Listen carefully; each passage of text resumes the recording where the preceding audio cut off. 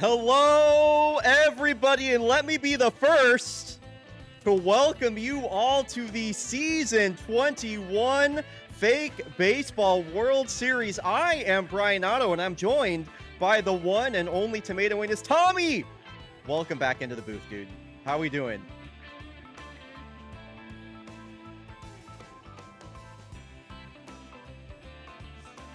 Me too, and this is a very muted?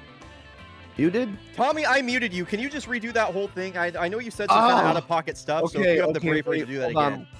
Hold on, what was my line? What I have to pull up the script you sent me. Guys, I am so excited for quality baseball. There we go. Okay. Yeah, I'm excited as well, and this matchup is... It's favored one way, but really, I find it to be a super exciting and interesting matchup. I've been trying to think of all week or all weekend. I've been like, who's going to take this one? I truly have no idea. I truly have no clue. The Kodiaks are the better team, but the Mariners have proven me and everybody else wrong at every single turn possible. I ranked them. I don't know if people remember, I'm going to pull up the power rankings really quick.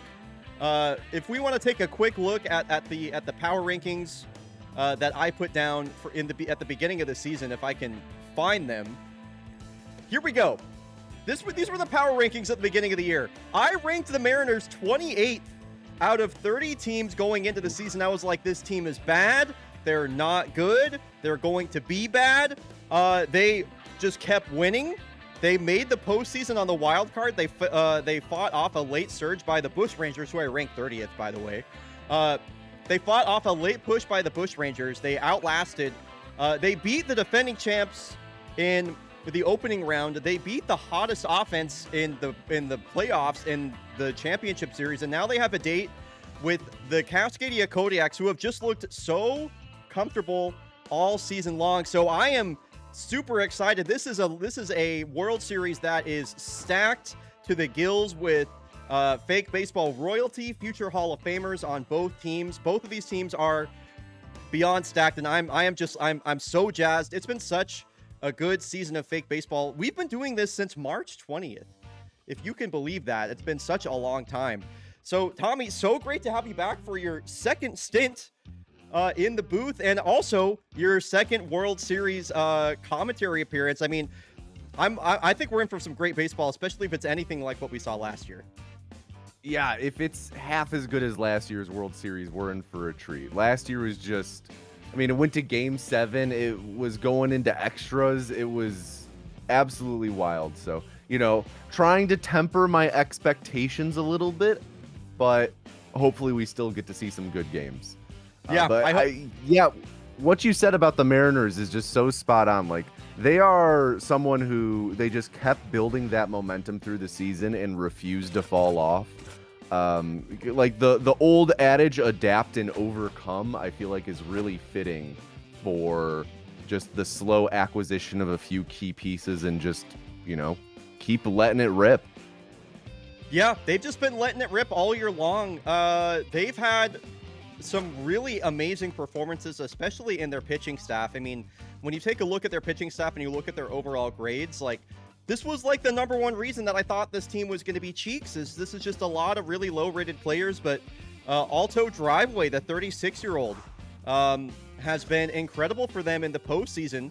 Over 9 innings pitched, he's only allowed 1 run. Walker Nassir, who they brought in late in the season, one of the many late-season additions to this squad, has 2 saves in the postseason and a 1.93 ERA. And Dakota Parra, probably the single best pitcher that we've seen almost in postseason history as far as this single season performance goes. He threw the first ever fake baseball Maddox in the divisional round. And then their offense is just as good as any lineup anywhere in the league. You have superstar Soap McTavish getting his first taste of World Series baseball after a very long season. He's one of the best to ever do it. Commander Shepard. You got some video gamers on this squad. Soap McTavish and Commander Shepard. Commander Shepard might go down as the best second baseman in fake baseball history. The last time that she was on the Mariners, they went to the World Series and beat the Kodiaks in season 14. Now she comes back to the Mariners in season 21, and they literally just go right back to the World Series. So having her and Soap McTavish on the same team, I think is just so cool. And then you have the Eastern League Championship Series MVP, Marge Lowbrow, one of the most decorated right-handed power bats to ever do it. Coming off an amazing season, 11 home runs. She started all 80 games. And then she has 5 homers for a 1,500 OPS in the playoffs right now. She was your Eastern League Championship Series MVP. Do not write off this Mariners team. I know it's so, like, I'm half expecting the Kodiaks just to continue to just roll. They have rolled everybody. The Kodiak, like, the question all season long was, does anybody in the Western League have an answer for the Kodiaks? And the answer was fucking no. They do not. So I'm just wondering, is this kind of team of destiny Mariners, like, they've had this, again, this refuse to lose attitude the whole season long. Can they do it right here? So, Tommy, I'd love to hear some of your predictions, or like any prediction from you for this matchup. By the way, folks, just as a heads up, sorry to ask you a question and then divert from you, Tommy. There is a watch party that's going on in Discord right now in the Cascadia Park, BC. Hello to everybody in the watch party. Birdie, I couldn't decide whether to say Girdley Hoggins or Nerd Piggy. Iwala, Koala, Saf are all in there. So if y'all wanted to hang out with some other fake baseballers, hop in. Clock in there. Anyway, Tommy, prediction from you for this series. Just anything that you think might or may not happen. I think, big headline prediction, Mariners in 5. Whoa! Well, that's what they did last time they faced the Kodiaks. They won it. They won in 5 games in season 14. They say study history because it repeats itself, and I think we're going to be witness to that today. Is it just kind of a vibe check, or is there any sort of deciding factor that you think is going to do it?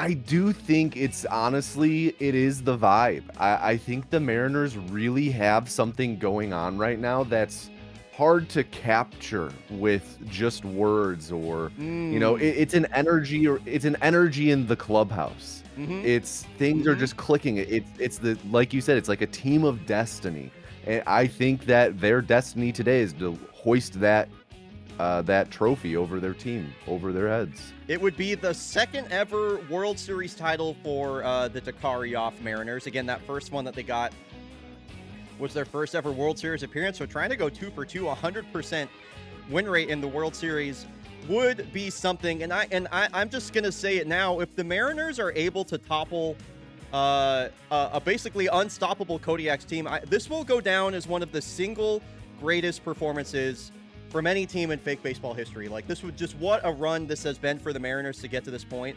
And if they can actually get over the hump and take down the Axe, oh my God. Folks, the first prediction of the day is live. We got about 4 minutes left on that. As always, we're going to run 90 seconds of ads before the first game, just so the ads don't play during the games. If you want to skip the ads, use !ad skip. Alternatively, consider subscribing for that ad-free viewing experience. Big shout-outs to all of the sub gifters before the stream even went live, or before we were even really live, by the way. I know Motos gifted a bunch. Sorbet, thank you so much for your support. We had resubs from, it was Caitlin Gadd. I forget who else had the resubs. I'm so sorry. I can't scroll up far enough anymore. Last time the Mariners faced the Kodiaks put up 14 on them. Yeah, we do have some stats from Stats Guy Matthew that are going to be pretty fun. Matthew provided a World Series stats bomb, as he put it, for Tommy and I. So we'll be digging through those kind of as we go. But this is like a shout out Stats Guy Matthew, by the way. This is a pretty amazing document that we're just kind of perusing through right now. But yeah, Stats Guy Matthew put this together. A stat blast, you might say. So this is, yeah, so pretty awesome. Pretty cool stuff. Chat, how are we doing? It's been a long fake baseball season. As we kind of wait for these ads to finish out, chat, I would love to hear from you. What have been your thoughts on Season 21? What do you think is going to happen in this World Series? Just a little dialogue with chat right now before we get going. Game 1, by the way, your Game 1 starting pitching matchup is going to be Abraham Landry taking on Celeste LeBlanc. It's a little bit of a coughing baby nuclear bomb situation. All that being said, Abraham Landry, pretty decent in the regular season. Has only had, I think, 1 or 2 starts in the postseason so far. Mariners have to win. I hope so. Playoffs have been super exciting. I agree. Matthew, absolute GOAT. I would also agree. Stats Guy Matthew has been one of my favorite new additions to the fake baseball world for season 21. Oh, you're watching in flight on Wi-Fi. That is amazing. Hoping for the Mariners upset. Coughing bomb versus hydrogen baby, something like that.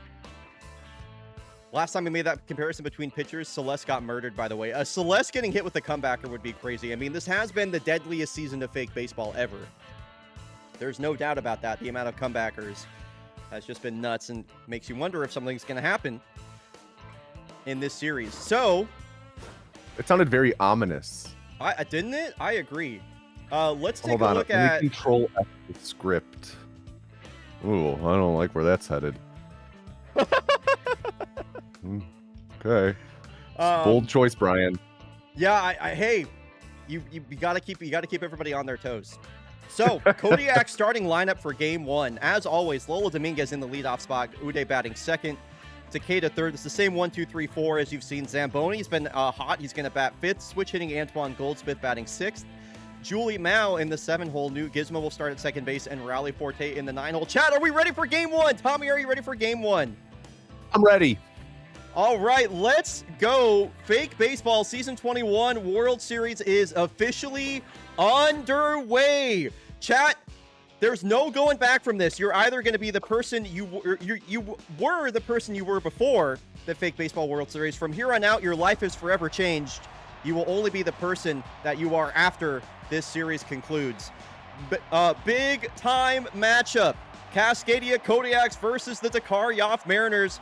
The best pitcher in baseball on the mound versus Commander Shepard. This will be her tallest task in an absolutely historic season for Celeste LeBlanc, and we are underway. First pitch is a curveball missing in, and Celeste LeBlanc immediately falling behind in the count here versus Commander Shepard. Really excited to see what we see from LeBlanc through this series. I really hope it goes 7, and I hope we get to see 2 different Celeste LeBlanc starts. Yo, what is up, Buffalo Boone? Full count here to Commander Shepard. Able to spoil a really nice curveball. Full count again, and this is a hell of an at-bat just to get us started. Pitch number 8 and at-bat number 1, and Commander Shepard walks. That is huge. That is an amazing at-bat and a great example of the quality of play that we will probably see throughout this series, Tommy. Yeah, absolute battle of a first at-bat. So Salt McTavish hits one hard on the ground, and that leadoff walk is immediately erased. So Yvonne Hicks moved up to the 3 spot. That's very surprising, especially you'll see a lot of tense mojo for this Mariners team. It was a pretty arduous series versus KBC, a very back and forth romp. So the Kodiaks much more well rested. You know, they took out the Knights in 5. They swept the Voyagers in 4. The Mariners are coming off a 6-game series, which is a big reason why they have their number 3 starter on the mound and not Dakota Parra, for example, who I'm expecting we'll see Dakota Parra in at least game 2. Abraham Landry going to work here on Lola Dominguez. Lola Dominguez, what a historic season for her. 19 home runs, 11 more than her career high. She found a massive power stroke as she made her way over to the Kodiaks from the Mallards, and this is a drive out to left center. Lola Dominguez gets us started with a lead-off bomb. Wow. I mentioned that new power stroke, and the Kodiaks are on the board first. Lola Dominguez takes off a moonshot out to left center. She's been hitting it the other way all season long, and what better way to start for the Kodiaks. Kodiaks on the board 1-0. Wow. Really cannot ask for a better start. 1-2-3 inning, getting out of walking the leadoff batter just straight into a leadoff home run. That sets the energy right there, especially in the Cascadia Park. And I have to say, this is looking like every Kodiaks game we've watched this year. Lola Dominguez leadoff home run. Uday walks. Now what's Takeda going to do? Abraham Landry already mojo down. Okay, you know what? I'm not going to... Kodiak's tried to call a hit and run. I'm not... Normally in that situation, I would restart the game. You know what? I'm not doing that in the World Series. That's not happening. Kodiak's tried to call a hit and run. The idea there was that Takeda would put the ball in play, and the batter and the the fielder would be moved over. That did not happen. Like all the Wasn't Mariners, even close. Yeah, was not even close. Uday caught stealing there. It's a base hit for Valdemiro Takeda, and he takes off. Takeda, a much faster runner than Katabura. He's in there to second base. So Kodiak so far this inning, home run, walk, caught stealing, stolen base, walk. Abraham Just Landry like we has yet to drew it up. record a regular out. So Landry approaching 20 pitches. One thing I'm going to let everybody, or I'm going to preach to everybody is, you know, it's a 7-game series. There is a lot of baseball left to play. As we saw in that Kyoto Mariners series, Kyoto put up 10 runs on the Mariners in the first inning, then went on to lose that series. It is Abraham Landry versus Celeste LeBlanc, so the Kodiaks, I would say, heavily favored in this game one, especially just as far as the pitching matchup goes. Abraham Landry already a pair of walks in this inning, and he's on the verge of making it number 3. And Yeah. I was going to say, honestly, get someone warming up now. Like, this is not looking good. His pitch count's already 25, and they have 1 out. Get someone warming up.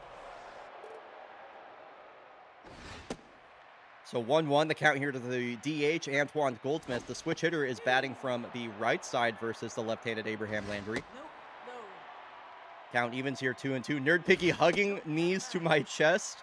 My heart goes out to you. Payoff pitch. Nowhere to put Antoine Goldsmith. Kodiak's feet on the gas here, or foot on the gas, I should say, in the first inning. And what an at-bat from Antoine Goldsmith. The steezy bat flip as he earns an RBI walk.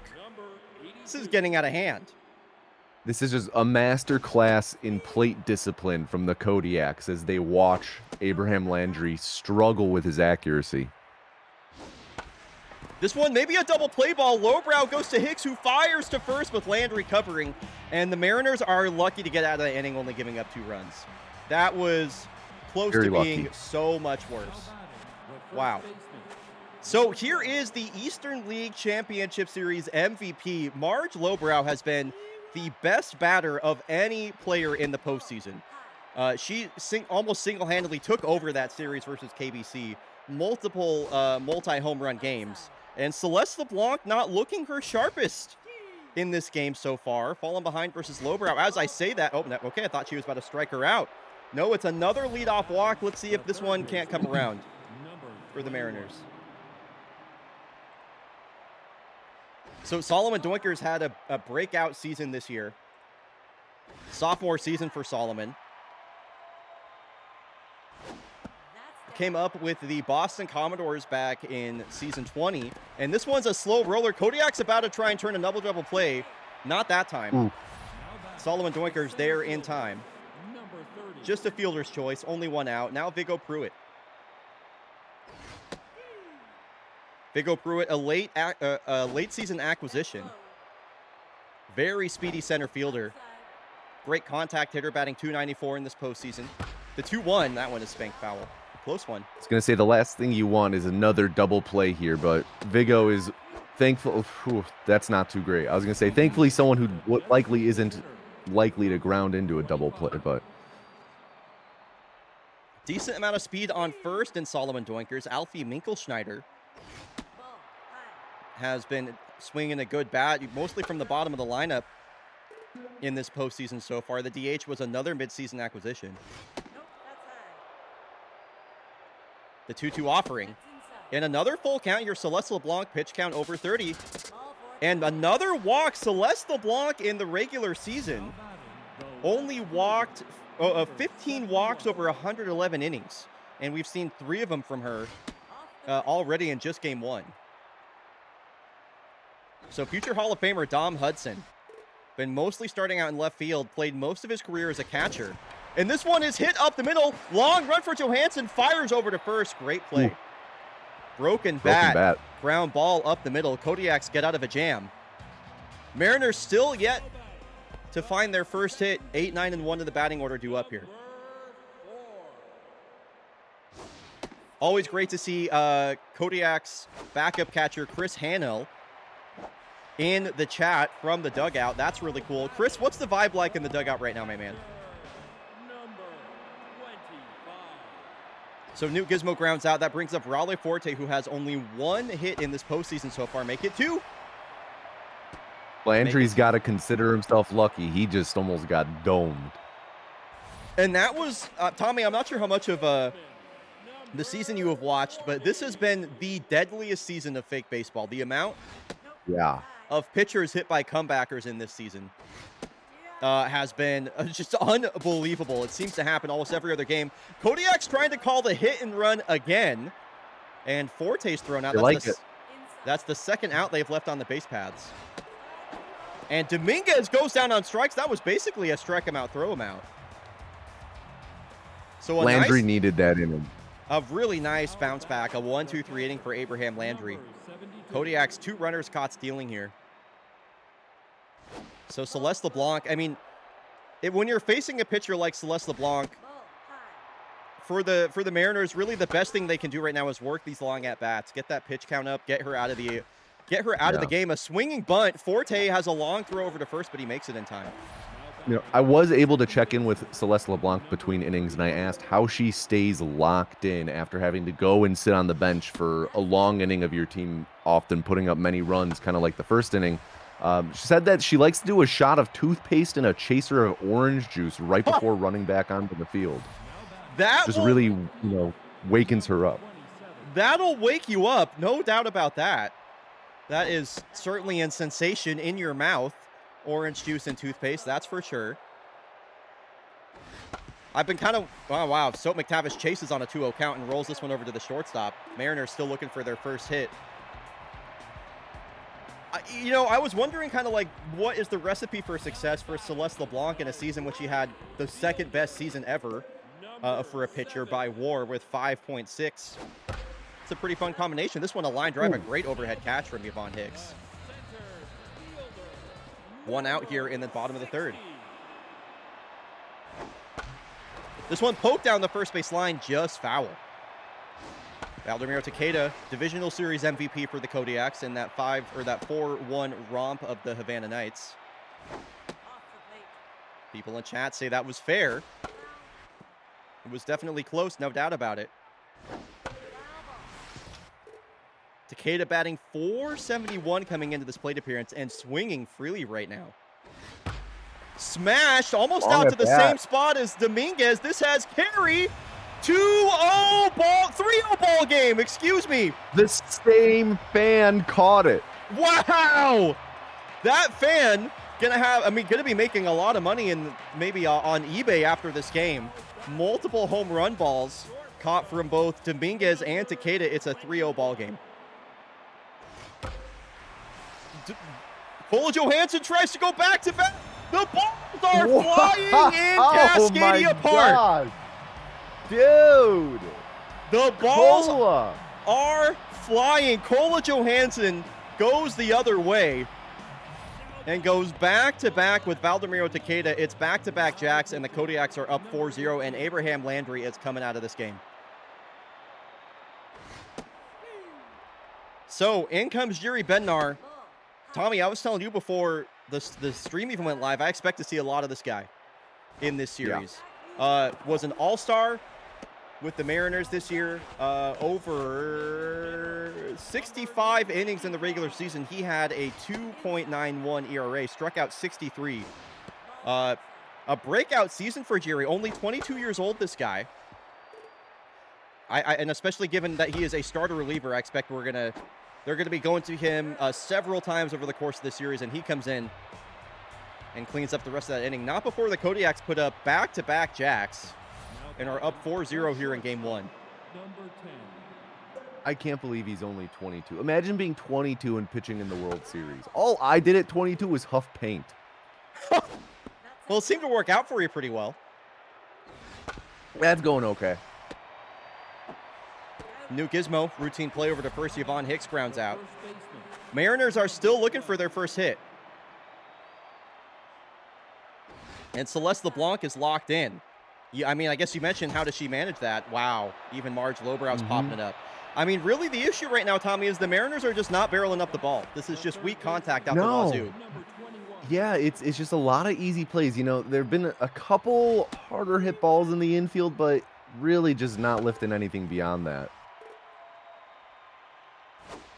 Makes you wonder if there's some sort of deception that LeBlanc is incorporating into her game right now as she strikes out Solomon Dorker. She's got a no-hitter going here through 4. Do you know how many strikeouts that is so far? I was not counting. Unfortunately. I'll try and catch it. Yeah, it'll show it in between innings coming up here. No way. I mean, these are the Kodiaks we've been watching all year long. It's a home run derby. It's a home run derby here in Cascadia Park. Julie Mao joins the home run parade, makes it 5-0 Kodiaks. I mean, it's just looking routine. It's looking like another day at the office. Yeah, I know. KBC Game 1, that's exactly what I'm thinking, Bean Beam. Kyoto Baseball Club put up 11 runs on the Mariners in just that first game and lost that series. So the 2-2 here to Newt Gizmo. Ground ball to the left side of the infield. Yvonne Hicks makes a stride to her right and makes that play. Does Julie Mao have to murder a pitcher to qualify for a cycle? That's great. Julie Mao does have 2 comebackers that have hit pitchers this year. Bob A, great to see you. Great to see so many lovely people in chat, by the way. Thank you all for being here and supporting fake baseball, especially in the World Series. I don't know why you're pumping your fist there, Jerry Bednar. You just gave up a home run to make it 5-0.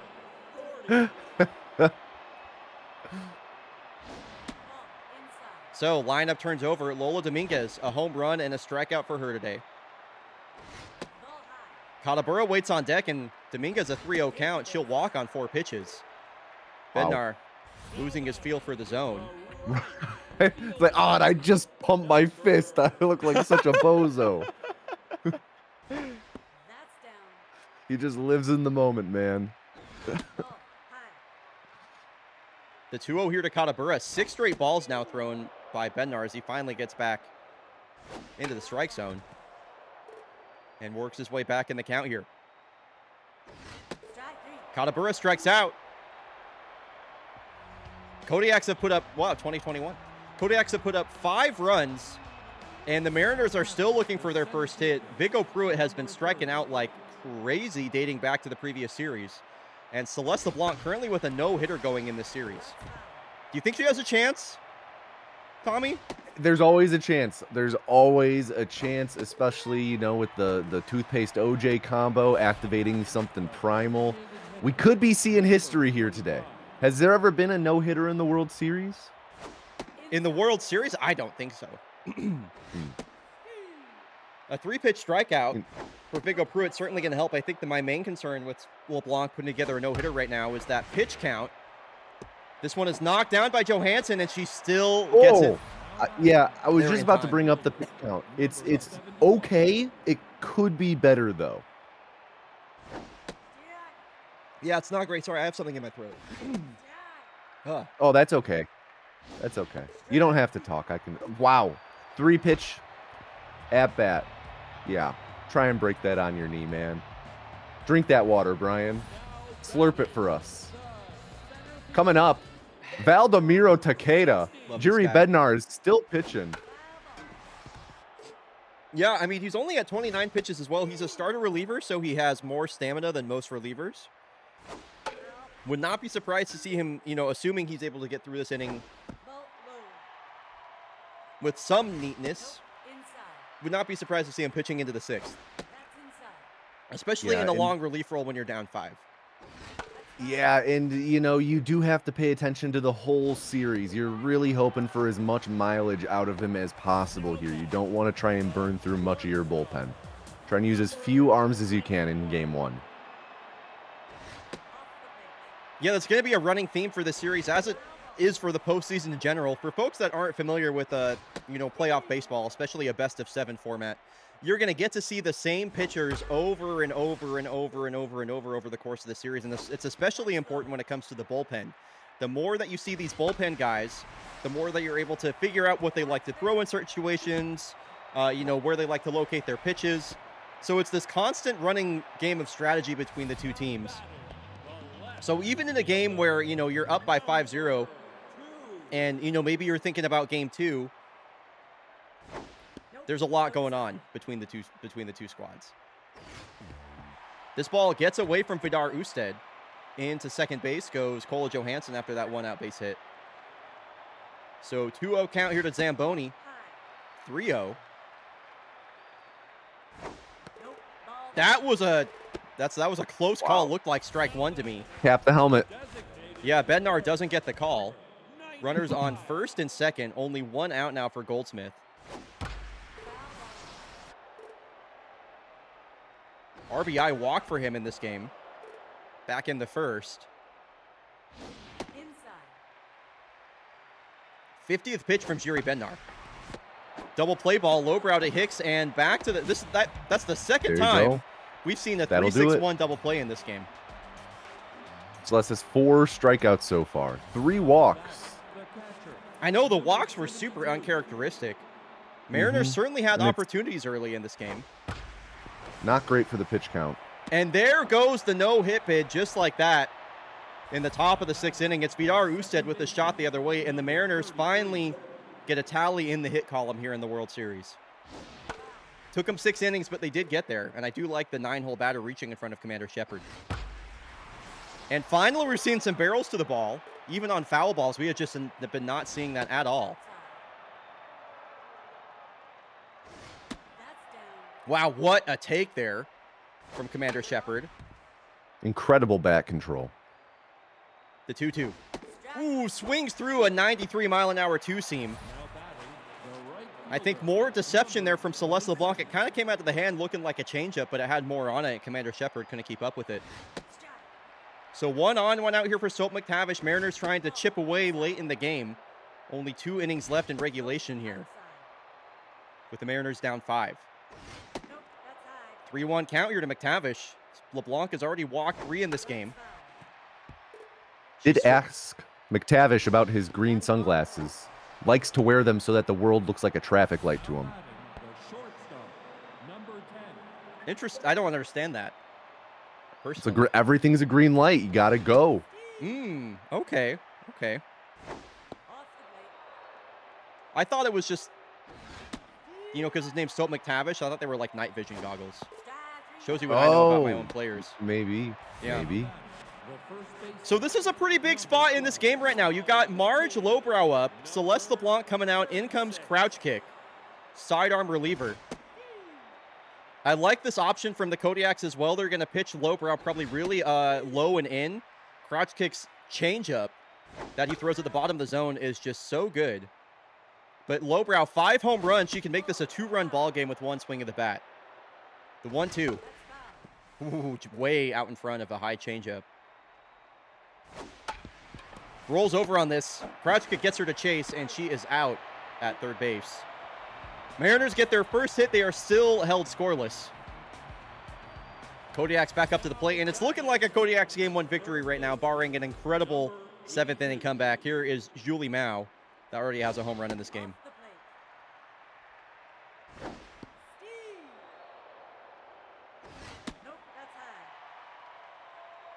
Gotta get the butt itch in. Gotta get the butt scratch in. It's essential. Julie Mao hits this one the other way. Dom Hudson settles for the catch. I like that they've been using Dom Hudson so much out in left field rather than at catcher. Also frees up their DH position and lets him play every day. Newt Gizmo, I think, is due in this postseason. Really due to have some sort of break. Yeah, she's really streaky. She was like one of the best hitters in baseball for the first, 10, 15 games of the season, and was maybe one of the worst for the next 30 games. We haven't really seen, much success from her in the postseason so far. They are going to bring in the closer Walker Nassir. An interesting choice, especially in a game where you're down 5. Maybe just want him to get some World Series reps. I'm not sure. But the 8 and 9 hole batters have both walked. A lot of walks in this game on both sides. 2 on. This is just the last person you want to be facing right after coming in. I agree. And Lola Dominguez, really good left on left. She has great splits versus left-handed pitching. Strikes out here. That's going to be Katabura, maybe the last batter to go here for the Kodiaks in this series, or in this game, I should say. I did poll the Kodiaks locker room on who they think has the best swing on the team, and they did say Katabura. It's got to be Katabura. Yeah, I don't think there's a better answer. By the time he's done, by the time his career is over, and he's still only 26, you know, he's going to go down as the greatest hitter in fake baseball history. And even right now, as it stands, he has a pretty good argument, and his career's maybe, you know, only half done.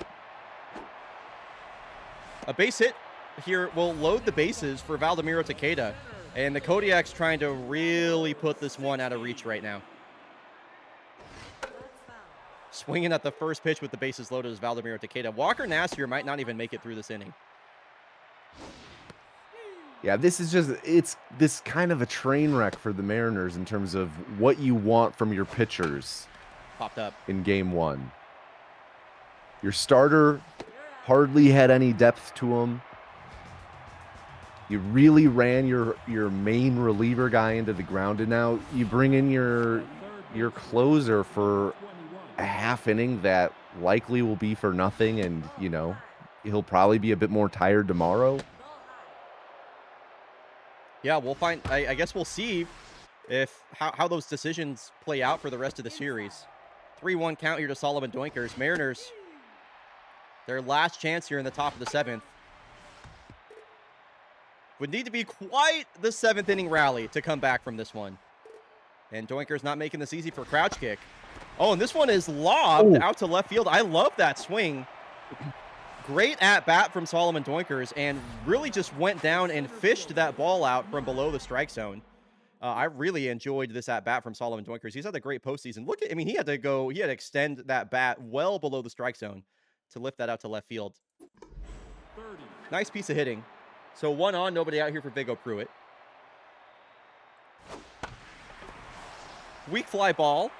Hit softly out to right. Katabura there for the catch. 2 outs remain. Crouch kick in the regular season for the Kodiaks. 62 innings pitched. That was the most in the entire bullpen. A 3.77 ERA, only 11 walks, 56 strikeouts. Gave up 8 home runs. His first season with the Kodiaks after coming over from the Havana Knights, as he strikes out Alfie Minkelschneider. And the Mariners are down to their final out here in game 1. Kodiaks looking to tie a bow on this game 1 victory. Line drive center field. Takeda has that one measured. And it's the same Kodiaks we've been watching all season long. They absolutely coast to a game 1 victory. This game was not as close as the score would imply, and the score wasn't even close either. No, this one never felt like the Mariners really had a chance. They had a chance for the top of the first, and that was about it. So Kodiak fans getting that game 1 payout of 110,000 Dargy Dots. Oh my goodness. Wow.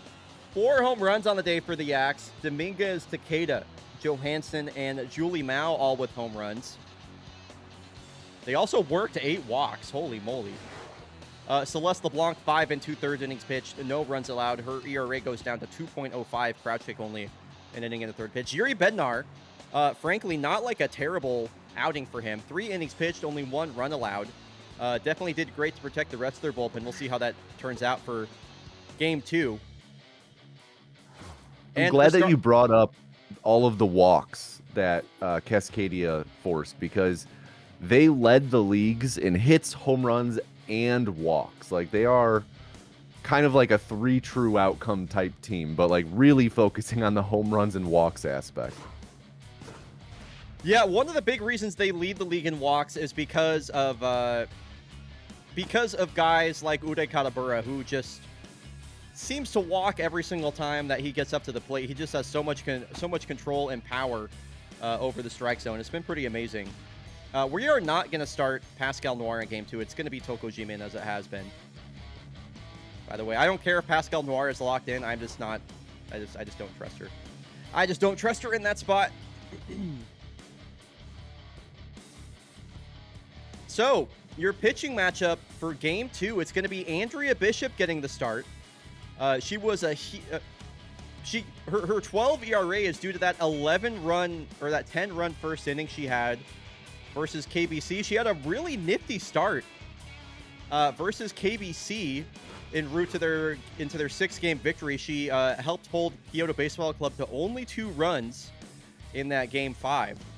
So looking to continue that success into this game, especially after they just gave up 5 runs. Mariners offense needs to, what I want to see from them in game 2, Tommy, I want to see Mariners offense get on the board early, personally. I'd like to see them get to Tokuji. They really got to get a spark. Yeah. Yeah, after such a deflating game 1, somebody's got to be a spark plug for this team, I feel. And actually, you know what? I'm going to go check in with Nebula Nova of Lesbian Sports Planet real quick. Tommy, we'll be right back. Let's go hop into the watch party, see how everybody's doing, and hear from Nebula Nova to see if she has any insight on how the Mariners are feeling right now. Tommy, I'll be right back. Okay. Yo, what is up, watch party gamers? Nebula Nova. Hello. Reporting from the dugout right now. For the Mariners, what's the thought process for the Dakaryov Mariners after that deflating game 1 victory or loss? You know, it is tough. It is tough to get shut out, and especially on so few runs. And I think that, you know, they're starting to get in their heads a little bit about it, but at the end of the day, they're all like, you know, they're coming together. They're reminding themselves like, hey, we went down 11-1 against KBC in that first game in our last series. There is nothing we cannot come back from, and just like a big rallying cry. I had a few pieces of sushi with the members of the Mariners. Well, that's awesome, and I love to hear that. As always, thank you so much, Nebula Nova. We will be coming back to you later. Welcome back, Tommy. Thank you.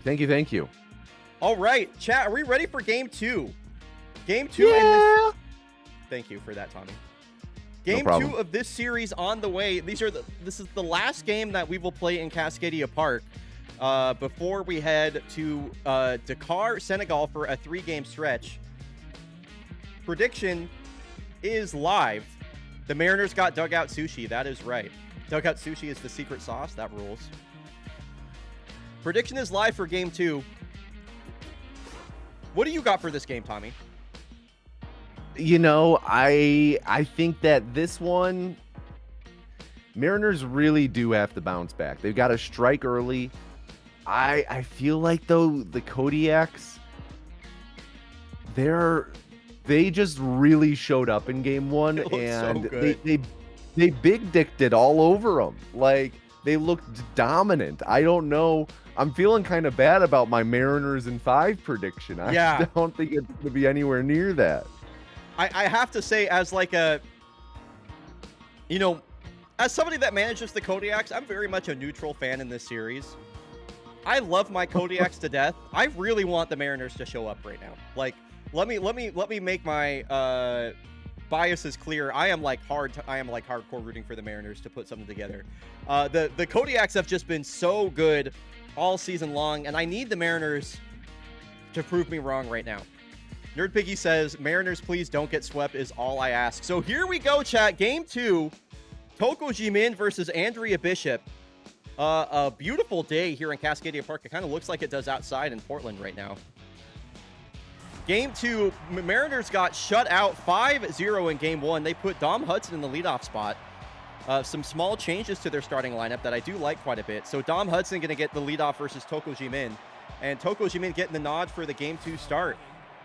So Toko Jimin in the regular season for the Kodiaks, 92 innings pitched, a 3.88 ERA, allowed 10 homers, a 4-pitch mix for Toko, 3 fastballs, and a curveball as this ball gets by Dave Blevins. Dave Blevins in this game, by the way, over Newt Gizmo, due to the fact that Dave Blevins is juiced. We'll see more about that once we get there, but a really great way to get the game started for the Mariners. Dom Hudson with an opposite field single, and Commander Shepard taking some big hacks right here at a looping curveball from G-Min. Would like to see Commander Shepard put together a good game. Won't happen here as she strikes out on a cutter that ran off the strike zone. Yo, what is up, Wham Bam Slam Jam? So 1 on, 1 out here for Soap McTavish. We haven't really seen the big bats come to life for the Mariners yet, especially following that Game 1 shutout. Really not a lot of action for Shepard, McTavish, or Lowbrow. Ooh, great take there from Soap. The 3-1. He gets a pitch to hit, and he's just late on that as that that goes foul down the first baseline. Full count payoff. Up the middle. That one almost hit Toko Jimin. That was very scary. Even bad. Did not really like bad. that at all. 2 on, 1 out for Marge Lowbrow. Are the Mariners putting something together here in Game 2?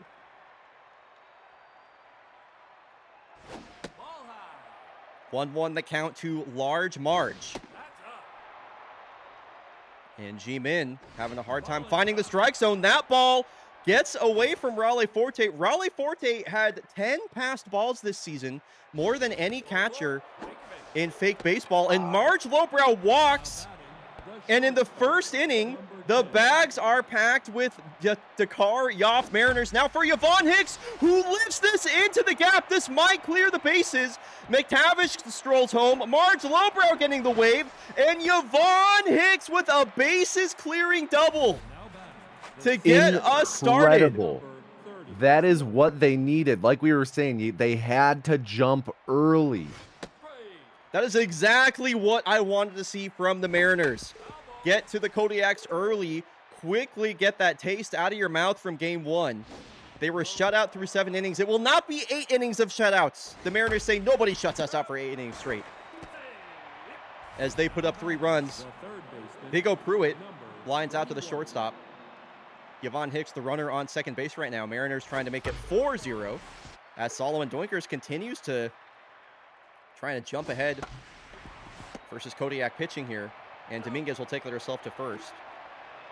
So the Mariners, 3 runs in the first inning. That's 3 more than they scored last game. Big. Quick math right there, by the way. No, it's now it's just a matter of them holding on to that. Because what's a lead if you just immediately lose it? You can't have the Kodiaks just pounce on you again. Got to keep probably going to try and see a lot of like low pitches here. Keep the ball in the park. You just want to prevent that momentum from flipping the other way already. Yeah, 4 home runs for the Kodiaks in Game 1.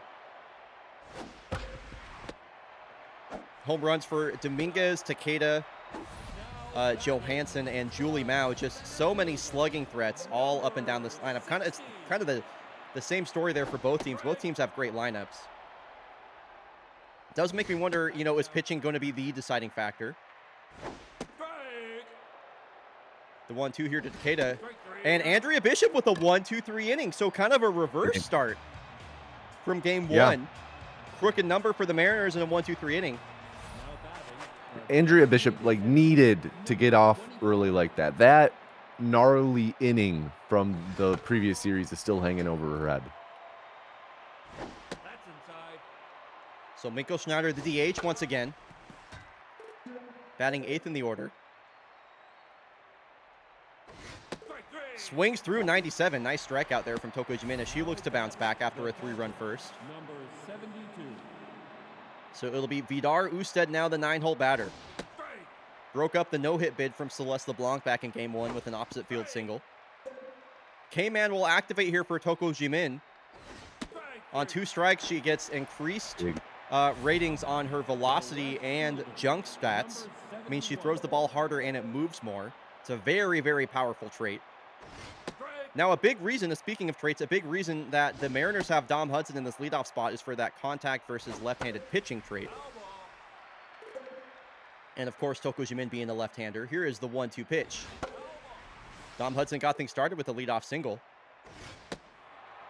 It's a pretty nice at-bat from him right now. As I say that, he's way late on 96 away. What a ugly pitch to swing at. Yeah. Oh, that did not look good. Not his best. Mariners are starting second time through the batting order. And the Kodiaks still, this is just their number 4 batter. So Cole Johansson to lead off, batting .448 in the postseason. Just unreal.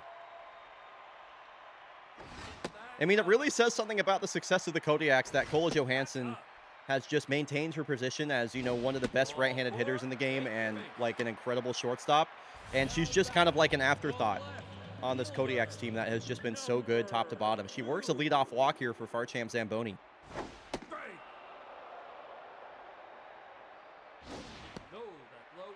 Ball and a strike. Zamboni yet to swing the bat, and he chases a high 90-mile-an-hour two-seam fastball.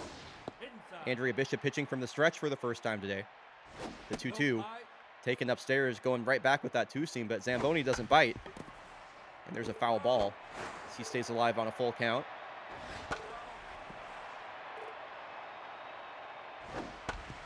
Ground ball up the middle. Yvonne Hicks has no play. And the Kodiaks are in business here in the bottom of the second inning. Tying run coming to the plate. Nobody is out. And it's Antoine Goldsmith who had a pretty great game one.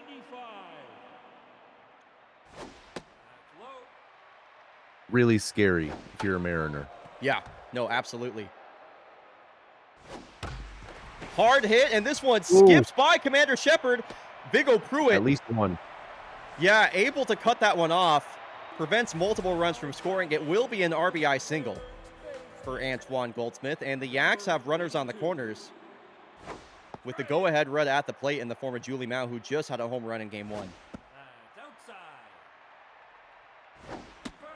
So curious to see how Andrea Bishop deals with this opposition right now. Runners on the corners, nobody out. Jam. A strikeout on Julie Mao is huge because not a lot of speed over at first base right now. And Antoine Goldsmith. And now you have a juiced Dave Blevins. Dave Blevins with no hits yet in this postseason, but he does have that. Oh, wow. He does have that RBI walk-off, as that is about as easy as it gets for Commander Shepard in that double play. So Kodiak's cut the lead to 2. Mariners still with a 3-1 with the 3-1 lead. And a ball and a strike here to Commander Shepard. Tokojimin hasn't been in the strike zone a whole lot today. Here's the 2-2. And she doesn't have to be when Commander Shepard's chasing a curveball in the dirt. She strikes out to lead off the top of the third. And here is the number 3 batter, Soap McTavish. Still looking for a home run in this postseason. 314 batting average, 2 ribbies. You'd really expect him to have a noisier offseason, not just with, you know, how good of a player he is, but just the expectations the Mariners have for him. He was the big signing this season. Yes. I agree, and I mean, it's really cool to see him play postseason baseball. I do want to see him get a homer at some point here. So, base is empty for Marge Lowbrow. Jumps on the first pitch, sends that one. That might have left the stadium. As I was just mentioning, Toko Jimin not being in the strike zone, she has been, it feels like, ahead 0-2 in every single count. Yeah, that K-man keeps activating. Over 50 pitches now for Toko. This one hit hard on the ground, and it gets by Dominguez. Skips off her glove. So on a 2-2 count, it is a 2-out single for Marge Lowbrow. We have a giveaway in chat, by the way. A giveaway in chat. Type Def Sorbet is gifting away a Cascadia Kodiak's snapback. You can type !enter right now to win. Let me get my monitor capture up. This hat. You can win this hat right now if you type !enter. Thank you, Sorbet, for that. I really appreciate it. Always great to see people gifting away fake baseball merch. Yeah, affirm, enter to claim. Thank you, Sorbet. Appreciate it. So let's hop back into the game. Yvonne Hicks, a 3 RBI double. Back in the first inning. A chance again to drive in a run here. 3-0 count from Toko. Back in there for strike 1. And count works full. Lowbrow going to take off on the pitch.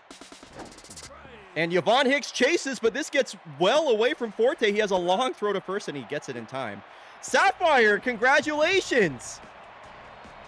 Sapphire, congratulations on winning that Kodiak Nebula hat. Nova? Nebula Nova wins a Kodiak set? That's awesome. Congrats, Saf. So Raleigh Forte, his 3rd hit of the postseason now. A lead-off single, 9-hole batter is reached to immediately bring the tying run to the plate in the form of Lola Dominguez. Andrea Bishop at only 33 pitches so far. Already struck out Dominguez once today. Dominguez not the type of batter to strike out a lot. So good at shortening up that swing, just putting it in play on 2 strikes. And she's not making this easy right now for Bishop. Another 0-2 pitch, way out in front of the changeup. Back-to-back strikeouts for Andrea Bishop over Lola Dominguez. So 1 on, 1 out here for Katabura. Mojo down to 10s for him, though that's never really a concern for me personally.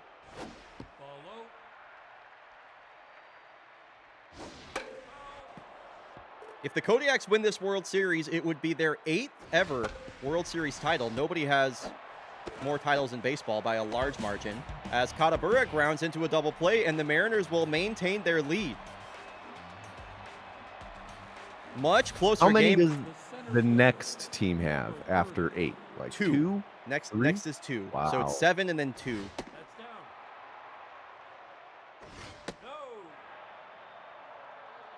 It's a tie for second with Springboks, Pittsburgh Unioneers. I forget if anybody else has 2. I'd have to look. Number 21.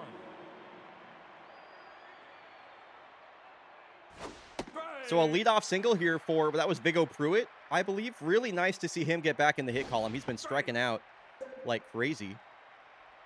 Here's an 0-2 offering. What were you going to say, Tommy? Sorry. I was saying K-Man active again. There it is. I promise to sign any Oh, Kodiaks caps terrifying. people bring to SGDQ. That would be sick. So bottom of the lineup, your Alfie Minkelschneider, and a long hold from Jimin. This one shot out to right field. Alfie Minkelschneider with an opposite field single. And once again, the Mariners have multiple runners on base. Number 72. Top of the lineup waiting in the wings right now. Toko Jimin approaching 70 pitches. Both runners take off. And, I mean, yeah, why not just take the easy out at second? I don't really understand that double steal. You went from 2 on, 1 out to runner on. I mean, what was that? Yeah, would you do that? The inning's over. Why would you do that? You had That the was top of the horrible lineup base about to running. come up. Yeah, horrible base running. Yeah, I mean, I'm sure that the manager's going to have to be answering to that after the game. yeah, I do not understand that move. I would have just had Minkelschneider hang up at, or hold up at first there. I'm not sure if that was like a miscommunication in like a signal from the dugout to the base runners or what, but Andrea Bishop putting together a pretty nice start right now, by the way. 4 1/3 innings pitched, only 3 hits and 1 run allowed. She is up against the heart of the Kodiaks batting order now. As her pitch count goes over 50, this is a ball that's hanging up, but Dom Hudson there with the running catch. Had a bit of a misread on it, it looked like at the start, but he's able to get there in time. So now we got locked in versus locked in as Farchamp Zamboni takes on Andrea Bishop here.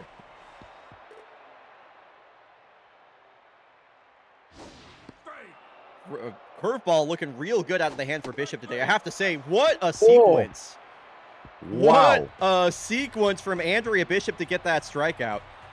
A lot of question marks for her coming into this game, but that curveball in the zone was perfect and then goes right back to the 2-seam that is dotted, painted on the lower outside corner. Yeah. Really has been doing everything that you could ask of a starting pitcher in the World Series. Holding them to 1, holding a team like the Kodiaks to 1, that's big. That is huge. So Dom Hudson grounds out to lead off the 5th. It remains a 3-1 ball game. Commander Shepard 0 for 2, I think with a couple strikeouts today, I want to say. Want to see her get on base here. And she will not. This one rolls perfectly over the third base bag. For a quick 2 outs now.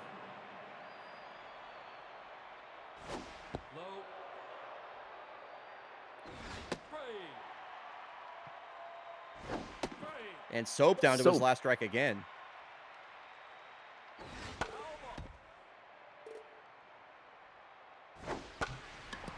Jams him. And Dominguez will beat him in a race to first base. The game remains 3-1. Kodiak still trail by 2, and we're heading into the closing stages of this game. Toko's at about 76 pitches right now. Do you keep Toko in going into the 6th inning? It's a good question. I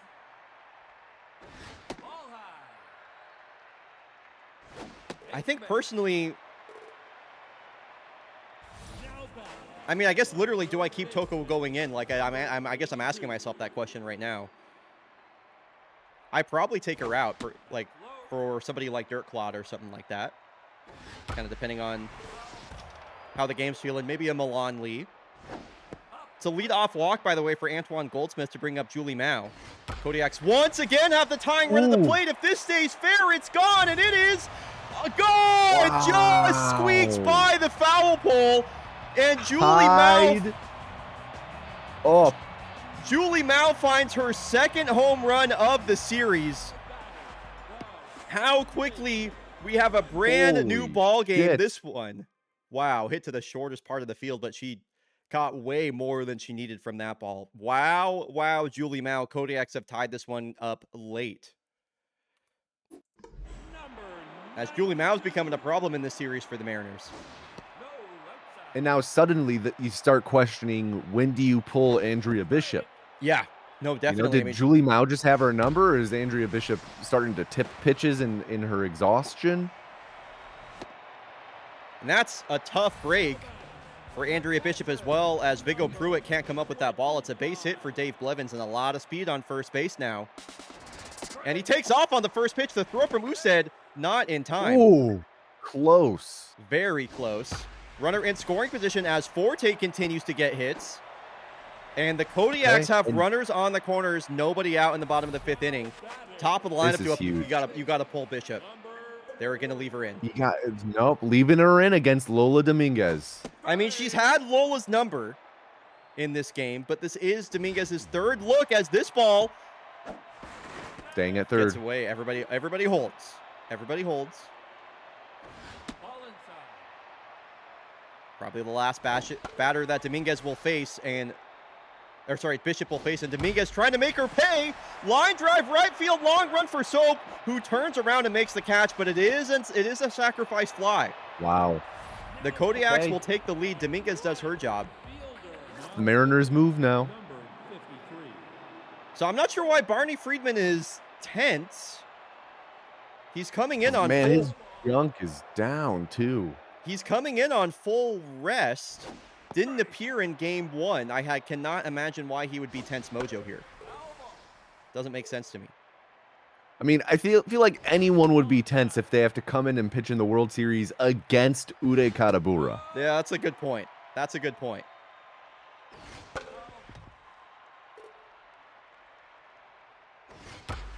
Katabura, a deep drive out to left field.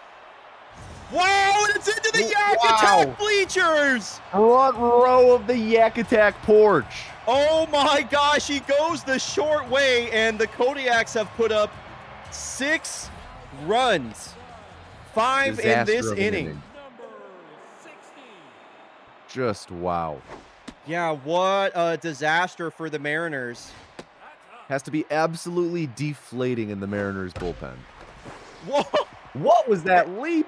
And He jumped over the ball. The Kodiaks are just getting all the breaks right now. That ball hit some sort of divot or something in the infield. I don't even know what happened there. It looked like Doinkers is going to have a play, but that ball just careens over his glove. It's crazy.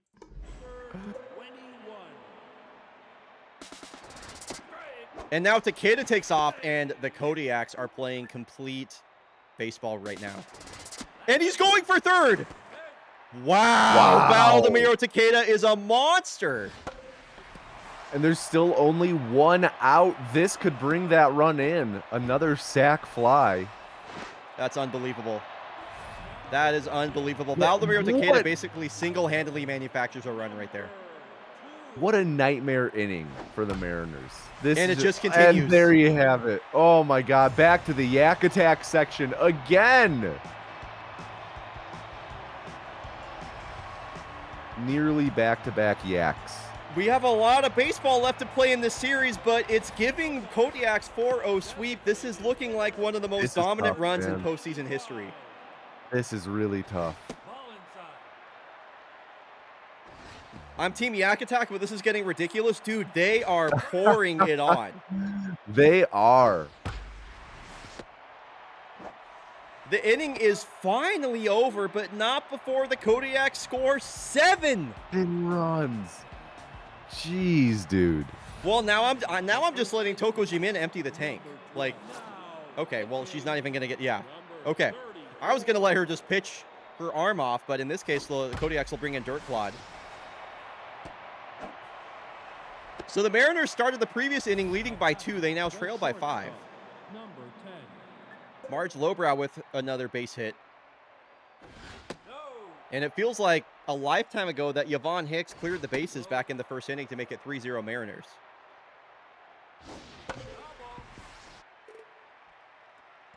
How did they even make it to the dugout or to the World Series with this bullpen? I mean, that's what I'm saying, though. Their bullpen has been really great Center fielder.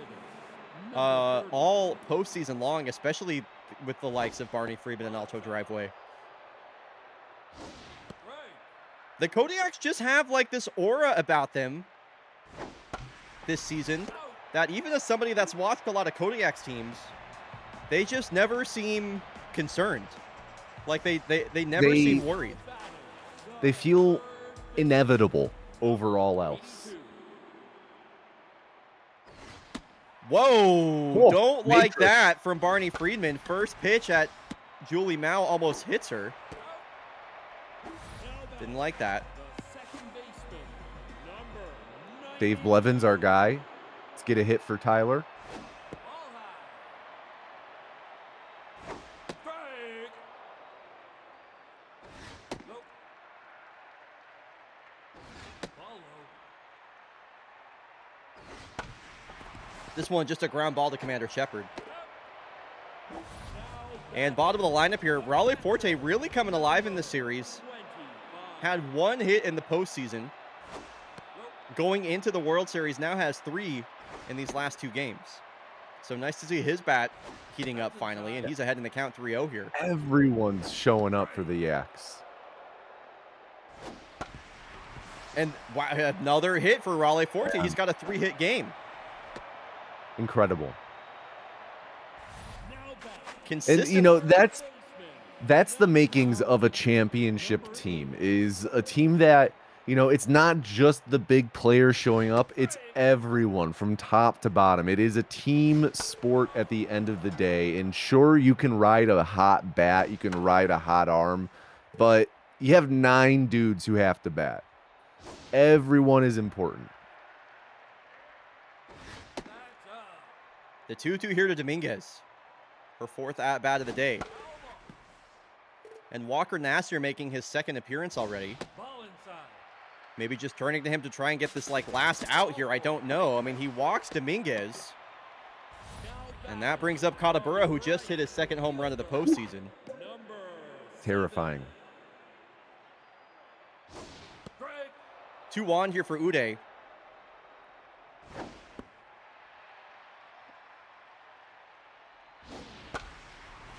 Yeah, Uday, I mean, he looks like he's about to turn on a pitch right here. Nasir already down to his last gasp right now. Look at the stamina. Full count. Fly ball out to right. Soap McTavish makes that catch just in front of the foul chalk. And for the 2nd game in a row, the Mariners are going to try and put together a 5-run rally in the 7th inning. third baseman. Number 21. Now in the game. Number Wow. 4. Newt subbing in for Lola. Yep, defensive Newt having replacement. sat all game. Defensive replacement over at first base with a 5-run lead. And now it's Dirt Clod, who's been the Kodiak's best reliever all year long. Johansson did well to play that on a weird bounce. Yeah, I was about to say, really good read from Cola. Number Dirt Clod in the regular season, a 2.04 ERA over 60 innings pitched. He was the Kodiak's best reliever by far. 68 strikeouts over their 61 innings. Another pitcher with that K-man trait, as we mentioned, is very powerful. Let's see. How much? Dirt Quad 3 WAR. It was the second most of any Kodiak pitcher, by the way. That's pretty cool. Never would have guessed it. Mm-mm. And the Mariners are down to their last out. I guess at this point, I just hope that maybe going back to their home ballpark will change things for these Mariners. Yeah, Because outside of that first inning, it has been all Kodiaks in this series. Mariners put up 3 in the first and are blanked through the next 6 as the Kodiaks put up 8 runs on 10 hits and once again have just cruised to a 2-0 lead in the series. The Kodiaks that improves their postseason record to 10-1. That's crazy that in the most important games of the year, the Kodiaks have won 10 of their last 11 games. Man, I just keep losing dots. Dude, it's It's rough out here. It's looking dire right now. Fortunately for the Mariners, the series is headed all the way out to Africa and now to Dakar, Senegal.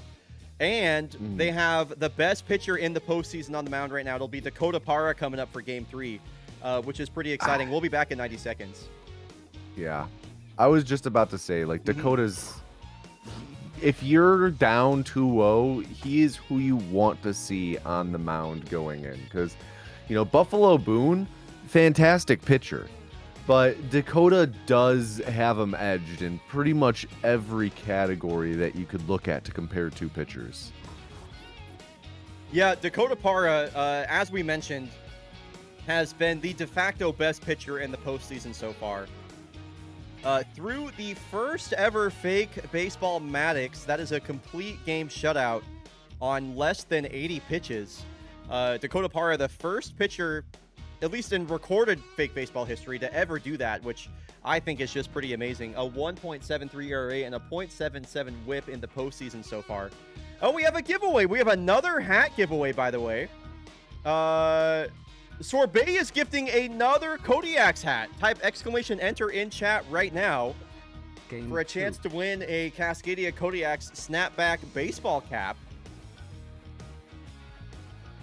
You could own a Kodiaks hat in the year where they win the World Series. I mean, it's looking like they are well on pace to their 8th ever World Series victory. I'm trying to figure out how many World Series have the Kodiaks appeared in, by the way.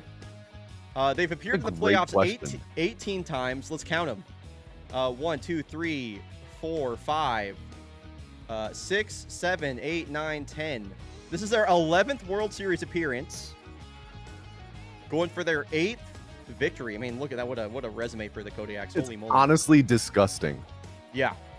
It's pretty amazing. They are the empire of BFBL. Makabudu, congratulations on winning that Cascadia Kodiaks hat. Thank you so much, Sorbet. Amazing. So happy for you, Makabudu. Congratulations. So, the series started in Vancouver, BC, Canada. We now head all the way out to the beautiful Dakar, Senegal for Game 3. They have the Mariners have their best starter on the mound. We are headed back to their home ballpark. You could not ask for a better situation to get your first win of the series. Hopefully going home is what it takes for the Mariners here in Game 3. And Tommy, I would describe this game as it's a must win. You cannot go down 3-0 to the Kodiaks. No, it's really hard to come back from 3-0. And as we've seen, they've just been a freight train of momentum. And it'll be dire if you go down 3-0 against this type of team, because they look almost flawless on the field. What I want to see from the Mariners right now is more of what we saw in that first inning. I have this inner feeling with this Mariners team that I believe that they can win. I believe that they can do it. Don't count them out. I'm not counting them out, and I really want to see them push this, like I said, to at least 6 games, make it a series. Here we go, chat. Game 3. Would love to see some energy in the chat, especially if you're rooting for these Dakar Yoff Mariners, they are going to need it in this series. Especially as there's a gate giveaway. What? A Oh, we have Mariners another ball gate cap giveaway. gate giveaway here in Dakar Yoff. Let's go. We have another hat giveaway, the third hat giveaway of the stream as Dakota Parra throws the first pitch. Will the Mariners have more success while there is a hat giveaway actively ongoing for them in chat? You can type !enter in chat right now to win a Mariners baseball cap. So Lola Dominguez grounds out, only 2 pitches and 1 out for Dakota Parra. Shout out to the Mariners for doing that gate giveaway. And Dakota Parra versus Uday Katabura. This is power on power. Dakota Parra wins this one. Also, a crazy Dakota Parra stat is that he has pitched in all 4 of his postseason starts so far, minimum 6 innings, which is crazy. That's incredible. That's truly a remarkable stat. That is so important in the postseason. I know we've talked about managing arms and bullpens, not just in a game, but through the series, and that goes so much farther than you could possibly put into words. And he gets a 1-2-3 inning versus the Kodiaks here. That's huge. Retires the side in order. So it'll be the rookie, Buffalo Boone, taken to the mound here, making his, I mean, imagine it's your rookie season and you make a start in the World Series. What a year it's been for the young Booney. Trying to make a name for himself after his cousin has taken the family name to new heights. Wait, who's his cousin? Benson? Benson Boone. Yeah, he does flips. Kind of what he's that famous guy. for. Oh, he was just in Portland. Yeah. Sapphire was telling me about him. Did you hang out with him? Benson Boone? No. Oh, I gotta see him do a flip someday. Oh, he's coming in August? Oh, he's not here yet. It's kind of weird to schedule climaxes months in advance, but okay, Benson Boone. Wow. That's pretty cool. All right, the 1-2 here. So McTavish, line drive, but Cole Joe Hansen. I mean, incredible. Multiple-time MVP, Western League Championship Series MVP, and showing why. Oh, Benson Boone's your favorite musician of all time, Tommy? Yeah, because he does a flip. That's pretty cool. Yeah, isn't it? What other musician does a flip? Off the top of my head, I straight up don't know. Exactly. That's what sets him apart.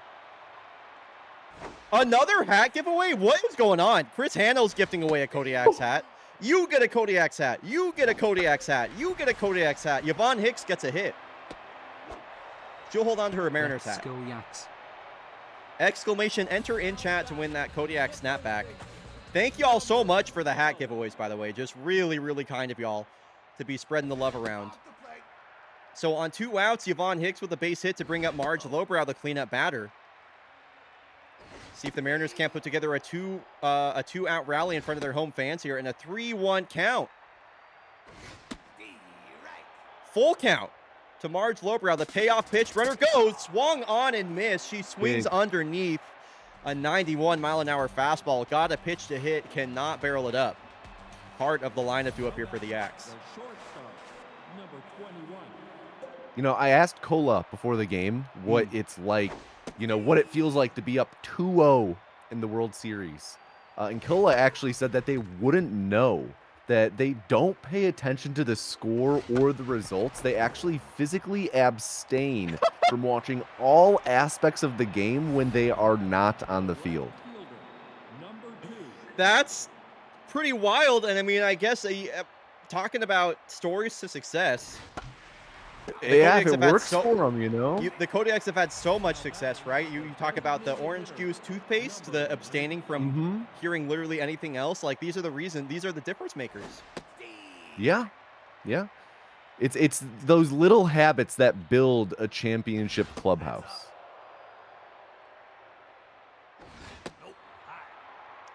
Congratulations to Flying Marlin on winning that Kodiak's hat, by the way. Big congrats. Thank you all so much once again. Here's the 2-2 to Antoine Goldsmith. Full count here. Runner on first and another strikeout. 99. Blew it by him. Yeah, just blew it straight by him. Great pitch there from Dakota Parra. Over 22 pitches here now in the second. Julie Mao already 2 home runs in this series. A home run in both of the first 2 games, and she is trying to make it a 2-0 ball game right now. Tough out will activate on 2 strikes. She gets increased contact rating on 2 strikes. It's another very potent trait. And this one is caught! Ooh, Marge Lowbrow.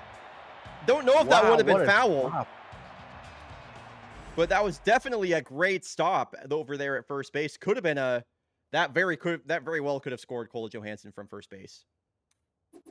What a solid start from Dakota.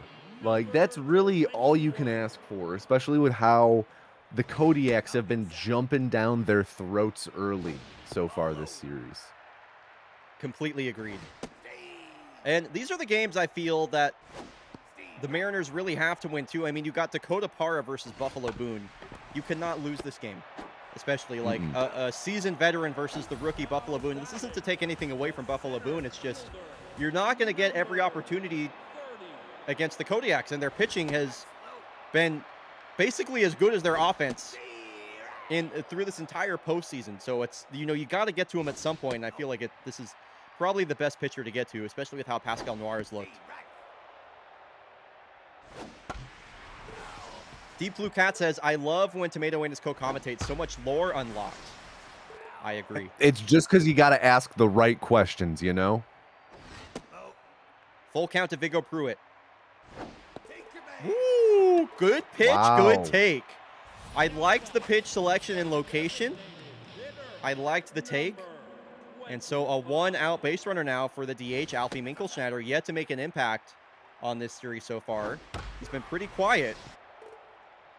Speedy runner on first base in the form of Pruitt. This one a double play ball. Johansson underhand flip. Gizmo turns around and fires. Mojo down for Alfie Minkelschneider. One of their more reliable bats is struggling here when it matters most. And we are all locked up, 0-0. Only 1 hit apiece for either team. And I'm very curious to see like what turn this series takes next. 1-0-1 from Dakota Parra below the knees. This really does feel like a linchpin game in, you know, if the Yaks win, then it feels like the storyline for the series is written. Yes. Yes. I agree. And if the Mariners win, then it's like, oh, well, now they can tie it up. And then, I mean, it's just such a huge momentum swing, this game 3. Mm-hmm.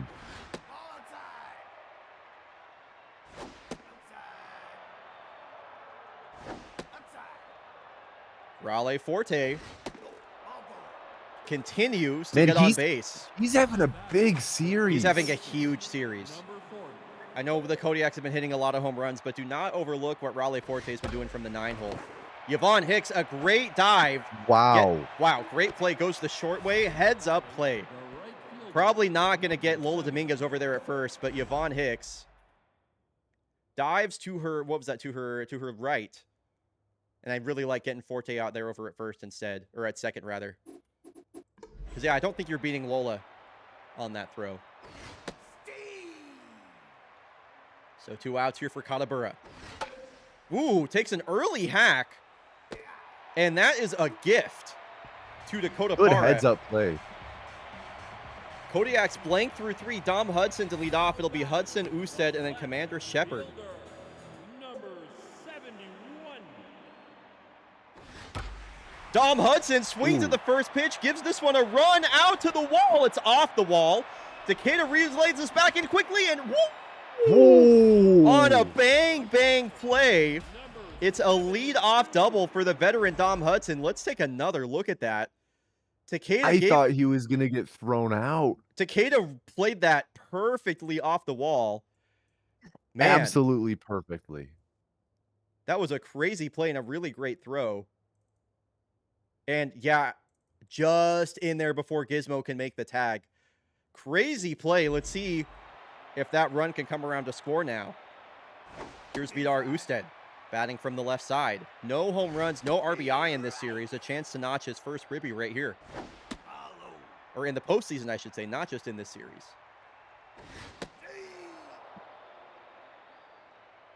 The 2-2 from Usted. Full count. Payoff pitch. Spoils a curveball at the top half of the zone. Usted staying patient. And he's extending this at bat. It could be so big if he could get his bat going right here. 50th pitch of the game here in the third inning for Boone.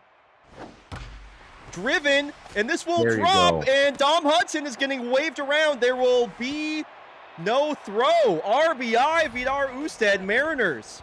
Strike first. Absolutely huge. Really, I have to say, I really needed to see something from the bottom of the lineup. They've been pretty much nowhere.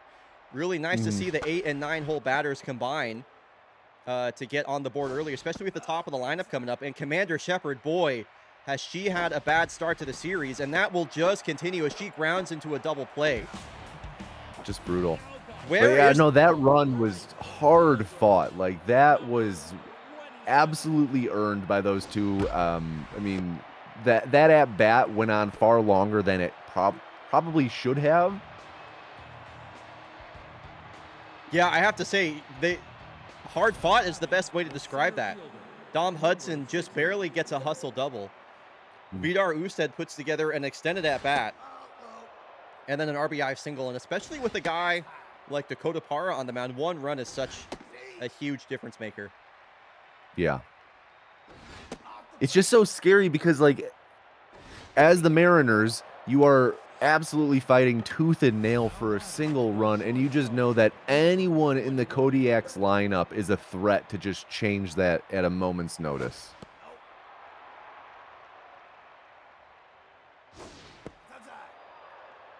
Okay, Dakota Parra being careful here with Johansson, and yeah, a massive base running threat on second base right now. Vladimiro Takeda already with, I don't even know how many steals in the postseason. It's a lot, though. And a 4-pitch walk to Johansson. Uncharacteristic. Just when the Mariners were building some momentum, the Kodiaks have 2 on, nobody out. And it feels like there's been this kind of like one blow-up inning in every single game so far. And I'm wondering if we're kind of in store for that right now. As far champ Zamboni's looking pretty dangerous at the plate. He's down to his last strike. Dakota Parra deals, goes low and inside with the fastball. I like that pitch selection, but Zamboni did well to fight that off. Low and away, and finally gets him. Gets him to pop up on the slider. Usted makes the catch in foul territory.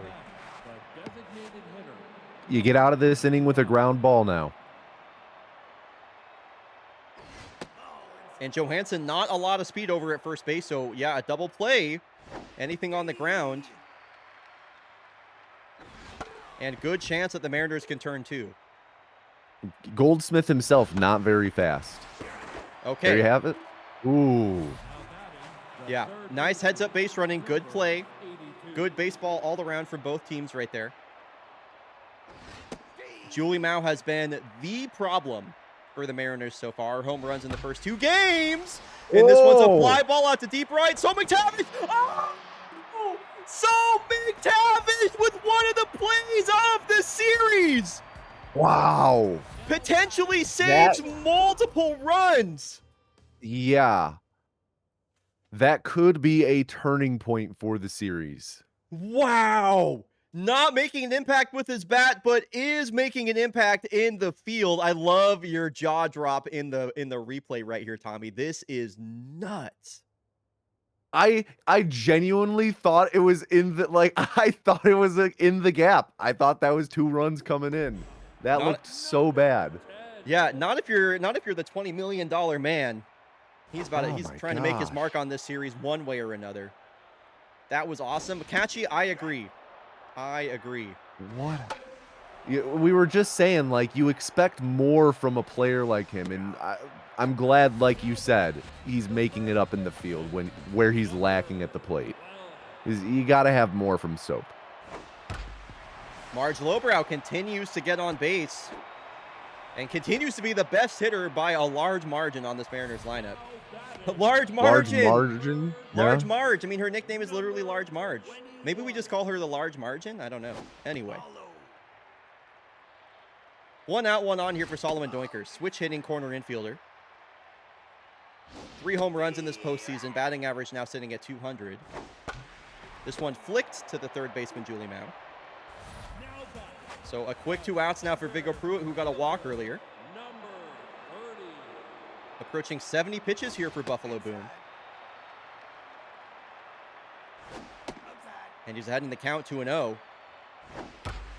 Sends this one out to center, and it's going to drop. It will drop in front of Valdemiro Takeda. Vigo Pruitt reaches for the second time today. And mojo up for him, that's crucial. I'd love to see them pinch hit for Alfie Minkelschneider. They're not going to. In fact, Dirkklad going to come in the game for the Kodiaks. Buffalo Boone's day is done. Mariners have done well to get to him in this game. Even if it's only 1 run, they've certainly put up a lot of hits. So Kodiak bullpen going to be truly put to the test for the first time in this game.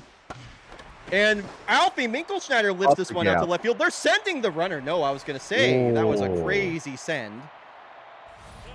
Marge Lowbrow gets the stop sign. All right, Dom. Dom Hudson versus Dirkklad. 2 of the greatest players in baseball history going head-to-head right now for our viewing pleasure. Dom Hudson takes a big hack at a fastball down the middle, and he swings through it. K-Man activated. And I have to say, this matchup very much in favor of Dirkklad right now. Ground ball, Julie Mao just has to throw that one across the diamond. Mariners will leave them loaded. They put up 6 hits, only 1 run to show for it. The second baseman. And the ball game remains a 1-run difference. Speaking of loaded, I did poll the Kodiaks before the game. Oh, Who cool. on the team takes the biggest dumps in the team shower? Can and I they guess? all in. Go ahead. Go ahead. Take a guess. Biggest dumps in the team shower has to be Raleigh Forte. Actually, no. It's a surprising answer, and the reason why I brought it up, they all in unison pointed to Newt Gizmo. Number 20. Newt Gizmo?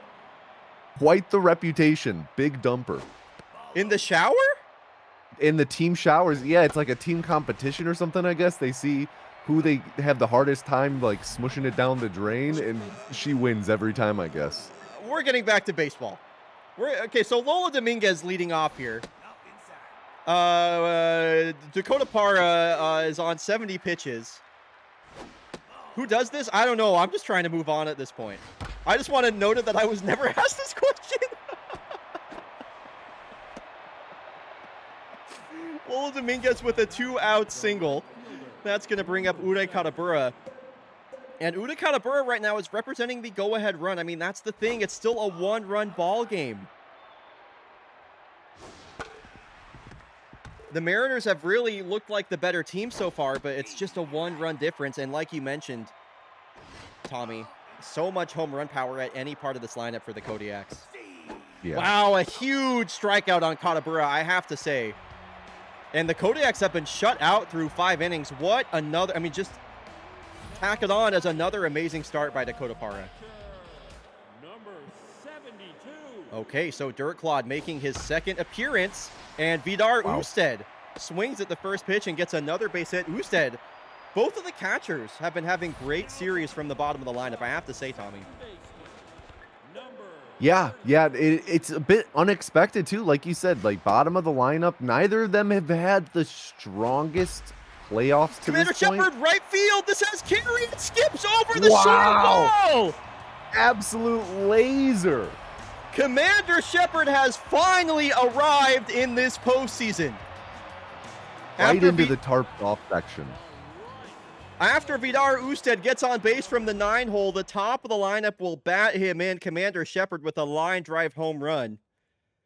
And this might be her favorite ballpark in the Citadel. She has had to come home in order to get the long ball. So the Mariners with a 3-0 lead here late in the game. Number 10. Let's see if they can hang on. Yeah, will it be enough? Because the Kodiaks, both games so far, have put up 5 to take the lead in a single inning.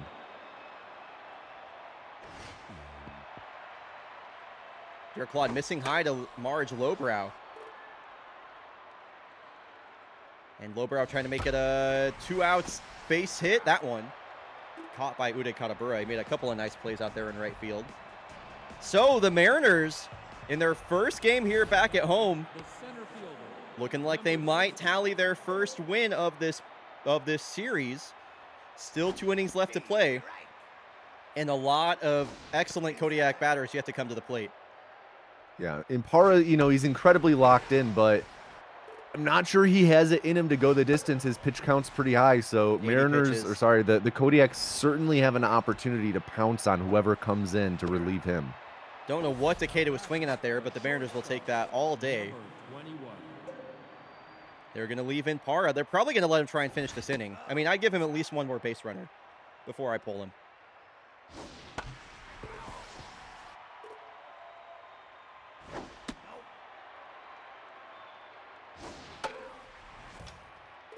Cole Johansson batting .452, 3 home runs.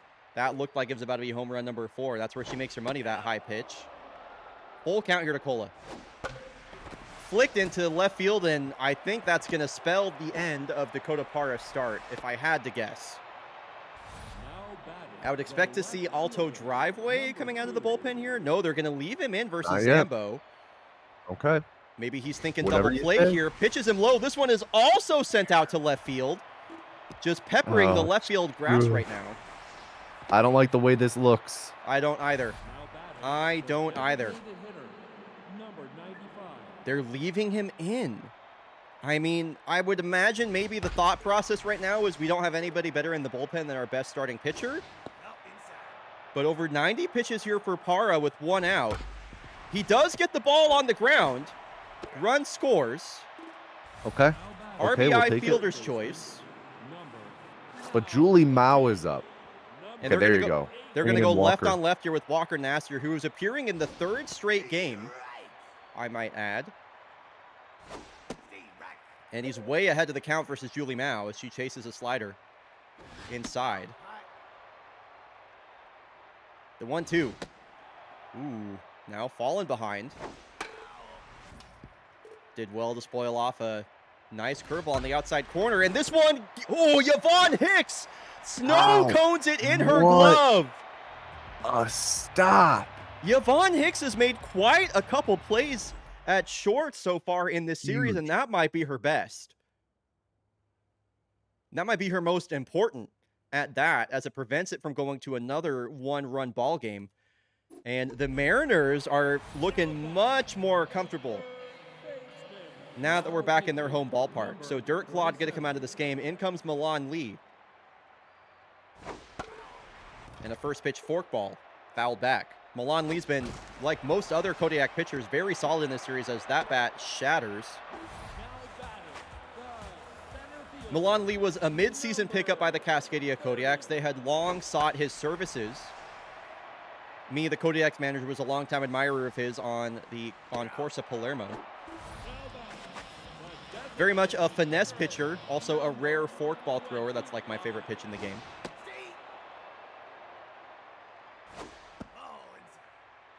So Alfie Mikkelschneider, a base hit his last time up. 2 outs, base is empty, and Whiffer will activate on 2 strikes. His contact rating is decreased on 2 strikes, and he swings through Oof. 88 down the middle. Milan Lee changed up the That was only speeds. like 8 pitches for Lee, so Yeah, if he has to go back out there, baseman, which number Kodiaks are hoping that he does, he should be in great shape. 75. defensive replacement here for the Mariners. P.T. Beanel checks in at third base as she has so often. And Walker Nassir going to pitch in the 7th inning here. 8, 9, and 1 in the Kodiaks order due up. Lola Dominguez will bat this inning. Ooh, and Newt Gizmo just late on a meatball down the middle. Nice strikeout there from Walker Nassir. But now he's got the 9-hole batter, Raleigh Forte. As we've mentioned in this commentary booth, he's been making a lot of noise at the bottom of the lineup. Switch hitter batting from the left side, driven there you deep have it. out to the gap, and this could be extra bases for Forte. He's going to round first into second base with a slide. Okay. This is really dangerous right now for the Mariners because you have Lola up now, and Katabura will bat next, barring some colossal base running gaff from Raleigh Forte. Tying run at the plate in the form of Dominguez. A 2-run ball game. 3-1 here in the top of the 7th. Dominguez down to her last strike. The pitch taken in the dirt. Down evens 2-2. That ball down the middle and out of the ballpark. No Dominguez! way! What? Her second home run of the series is also hit the other way. Boy, she got a cookie, and she did not miss. And that is It one. is Go ahead, Tommy. Dead quiet here in Dakaryov. The crowd fell hushed with that. Wow. Yeah, I mean, I don't even know what to say. I don't even know what to say. Brutal. Absolutely brutal for the Mariners. And now the entire game plan mentality shifts for the Mariners in a second like that. They're no longer just trying to hold them off for a couple outs. They have to go back out and jump on them and get at least a run. Mm-hmm. You do not want this going to extras. You have to capitalize on your opportunities as quickly as possible because given enough time, the Kodiaks will hit another homer. Full count pitcher to Takeda. And now the Kodiaks have the go-ahead run in 99 rated speed on first base, and it's Valdemiro Takeda.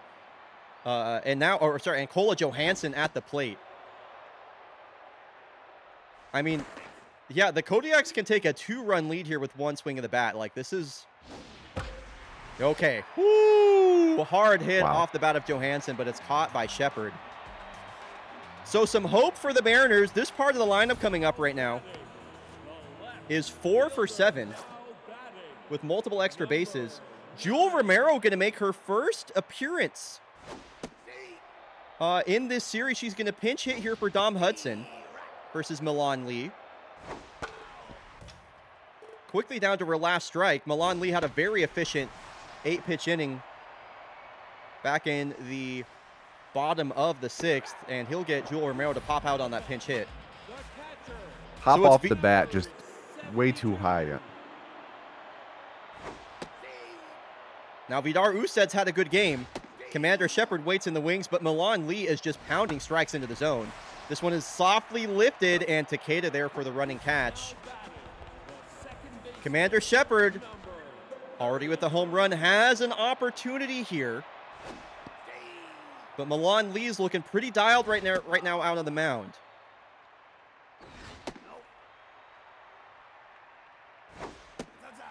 Hitters count here for Commander Shepard. Milan Lee not the type to walk a lot of guys. The 3-1. Checks her swing on a low pitch that I did not think was a strike. Newt Gizmo with a nice catch. I'm going to go back and look at that call. Not going to lie. Not that we can change it. But just because I did not think that was strike 2. I guess it catches a little bit of the zone. It's at the knees. It's a borderline call. Commander Shepard softly lines out. And, oh my gosh, I just realized. You're not going to be able to hear me, Tommy, because Discord noise suppression is going to cut this off. But we got free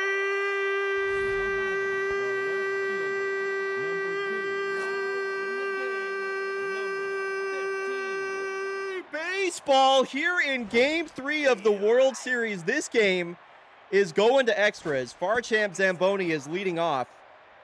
Tommy, how are you feeling right now? What is the next turn you see this game taking? Anything but a Kodiak's homer. I'm holding my breath because, like I said, given enough time, it is an eventuality with them. You have to get in and out as quickly as you can. This is a pretty quick 2 outs. Alto driveway going to try and go 1-2-3. Mojo up to locked in for him. Gets Julie Mao to chase. Hey, stream mods, by the way, for whatever reason. I'll wait for this at bat to end, actually. 1-2 to Julie Mao. Popped up. Okay. Alto driveway does his job. Stream mods. For whatever reason, I don't have an ad snooze. So if this incoming ad goes all the way down to under 1 minute before it starts, please snooze it. Thank you very much. Number 27. Okay, so McTavish gets a hit stolen away from him by Kola Johansson. He hit that hard on the ground, but you cannot give anything, or you can't hit anything anywhere remotely near Kola. She will make that play. And a couple of ground balls hit to the left side of the infield. It's a quick 2 outs. Bottom of the 8th looking just like the top of the 8th, but it's Marge Lowbrow. Does she have an answer? She's down to her last strike. Milan Lee retires the side in order as Lowbrow smashes her bat. That could be the last opportunity that part of the lineup sees with a chance to impact this game. And now we have real fake baseball as this game goes to the 9th inning. And Chris Hanel! Chris Hanel, get off your phone. No more typing in Twitch chat. You are being put into the game on a pinch hit right now. Chris Hanel on a pinch hit! Center field is gone! He's done it again! All Chris Hanel does is hit late game pinch hit home runs. He's typing on his phone as he walks back to the dugout. I did it! They muted in VC and hit a homer. That is awesome. That is awesome. Wow. Chris Hanel with a huge go-ahead home run here in the 9th inning. Cannot believe that. The pinch hit homers. It's a thing of beauty. Wow. I mean, yeah, and you said it, like the Kodiaks eventually are going to hit a home run. Did I expect it to be a Chris Hanel pinch hit? No. But again, this entire lineup, top to bottom, everyone is a threat to go yard. Deep Blue Cat, thank you for gifting a sub to my Coheed hero. And yeah, now the Kodiaks are 3 outs away from going up 3-0 in the series, which to me spells death for the Mariners. I mean, a 4-0 reverse sweep would be, it just feels unthinkable versus a team like the Kodiaks. Yeah. The Kodiaks, they've only lost 1 game in this entire playoff run. So the idea of taking 4 off them seems impossible. So Jiri Bednar coming in to try and get this last out of the 9th inning here versus Valdemiro Takeda. Pitched 3 innings in his Game 1 appearance. This is his 2nd appearance of the series. And he does get the strikeout on Takeda. So it's a 1-run ball game.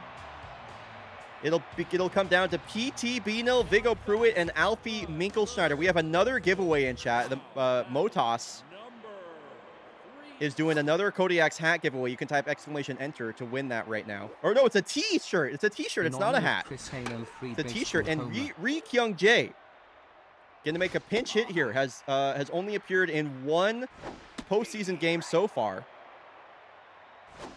And he strikes out on this pinch hit appearance. So Viggo Pruitt has reached twice today, a single and a walk. The Mariners just need 1 run to tie this game up. But Milan Lee is looking like the hero for the Kodiaks right now in game 3. Has seemed nigh untouchable in this relief appearance. The 3-1 to Pruitt.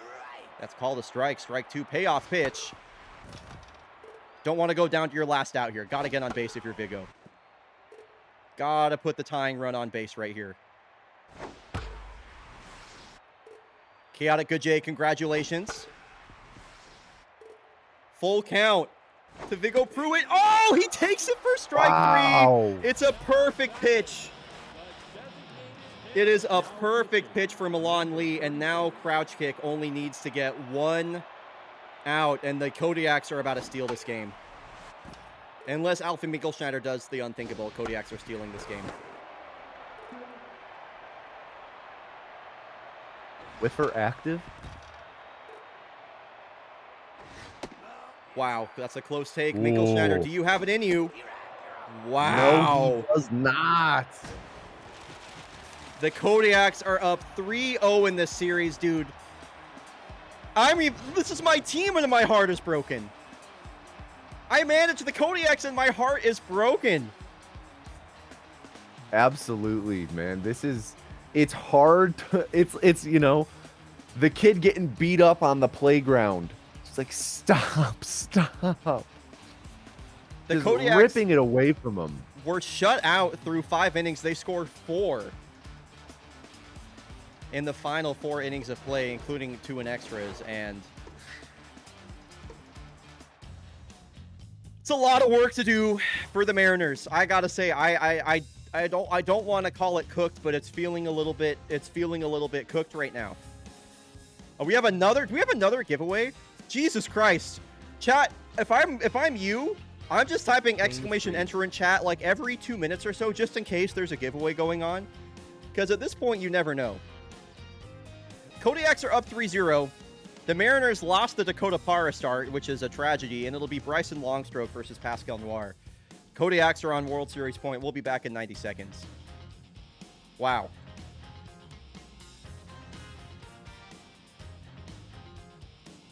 I mean, it's just been one of the most dominant seasons imaginable for the Kodiaks on both sides of the baseball. And that has really just continued into the World Series. I mean, up 3-0. This is a crazy run that they've been on to get to this point. If they can sweep this, it's truly a historic playoff run. But I'm going to run to the restroom real quick, if that's all right. That sounds great. That sounds great. I'll see you soon.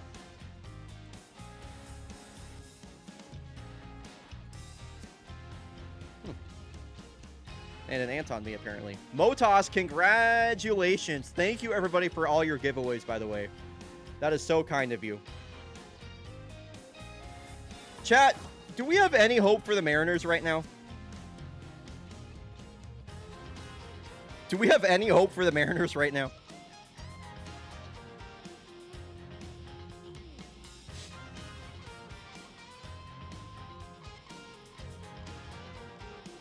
I have never stopped believing. I still have hope. Maybe they'll start doing better if I lose all hope. Perhaps.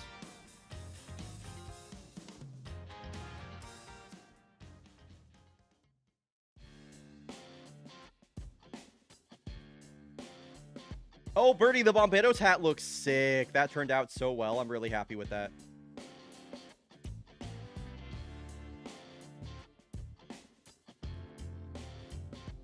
Something to replace your KBC hat with? That's crazy.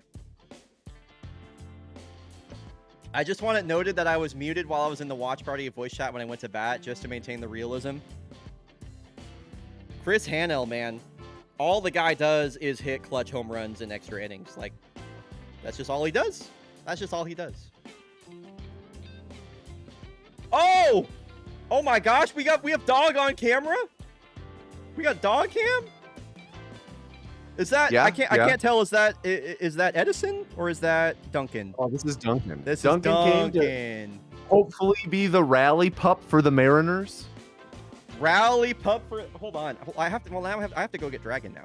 Like we got to go double dog cam.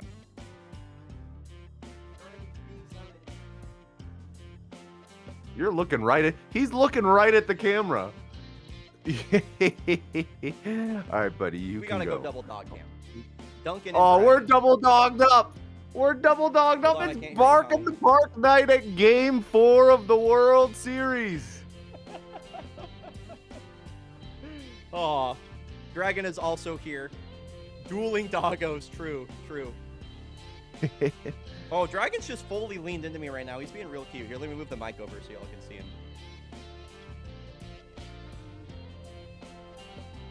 Hi. What's up, little man? He's tired. He's tired of the Kodiaks winning. Hi, Laszlo. All right, let's get this prediction ready to go. And this Game 4 started. Dragon, how are you feeling about Game 4?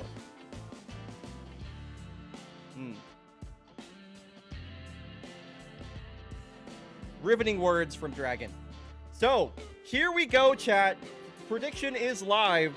The Kodiaks are on World Series point right now.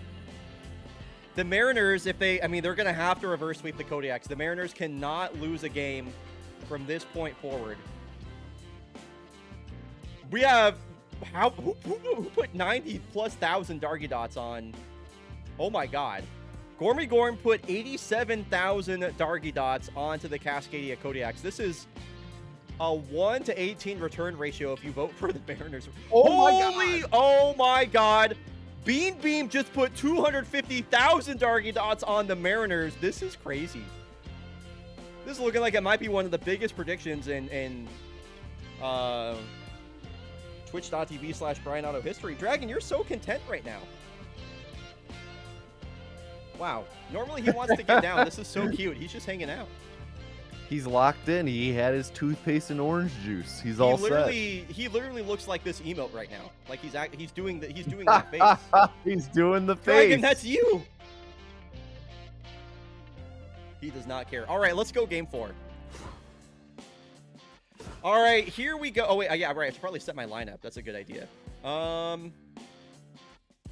They have a lefty on the mound, so yeah, we'll have Chris handle DH, especially after all that. That sounds good. All right, let's run it. It's 50-50. Game 4. Kodiaks can clinch the Season 21 World Series. I don't know if it's a... Go ahead. Another gate giveaway at Dakar Yoff. Another gate giveaway. If you, type exclamation enter in chat to win. It's another giveaway. Dakar Yoff gate giveaway. Mariners are going to need all the help they can get. It'll be Bryson Longstroke on the mound. We mentioned a lot of, I've mentioned the Mariners pitching overperforming this season for him, and that has been the story for Bryson Longstroke. The guy is 42 years old. He pitched a 3.69 ERA over 85 innings in the regular season. One of the best of his career. Number 4 starter for the Mariners. You ready to get down, bud? All right, off he goes. Thanks, Dragon, for hanging out. I'm going to wipe the hair off me real quick. Because Dragon is shedding right now big time. Going at Uday's feet. Able to dance out of the way. Another Uday Katabura walk. Far from the first or last time we'll see that. And now here is Valdemiro Takeda, runner on base. 1 out, and this one is just hit right back up the middle. Takeda with the base hit. Congrats, Birdie. Congratulations, Birdie, on winning that Dakar Yoff Mariners cap. Thank you for the giveaways, y'all. 2-1 now for Kola Johansson. And, I mean, if this is a 3-0 ball game for the Kodiaks in the first inning, it will not. There you go. Bryson Longstroke, a really nice play. It goes the short way to second, and they get the out over at first. Kola Johansson grounds into a double play. Clean first slate for Bryson. Dom Hudson back at the top of the batting order now to face Pascal Noir, who has been almost immaculate in this postseason so far. She may not be able to pitch in the regular season, but she's been probably the Kodiak's best pitcher in the playoffs. 0.84 ERA and a 0.94 whip, 13 strikeouts. Make it 14 as she fans Dom Hudson. Commander Shepard, a home run back in Game 3, but it was not enough to propel him to a win.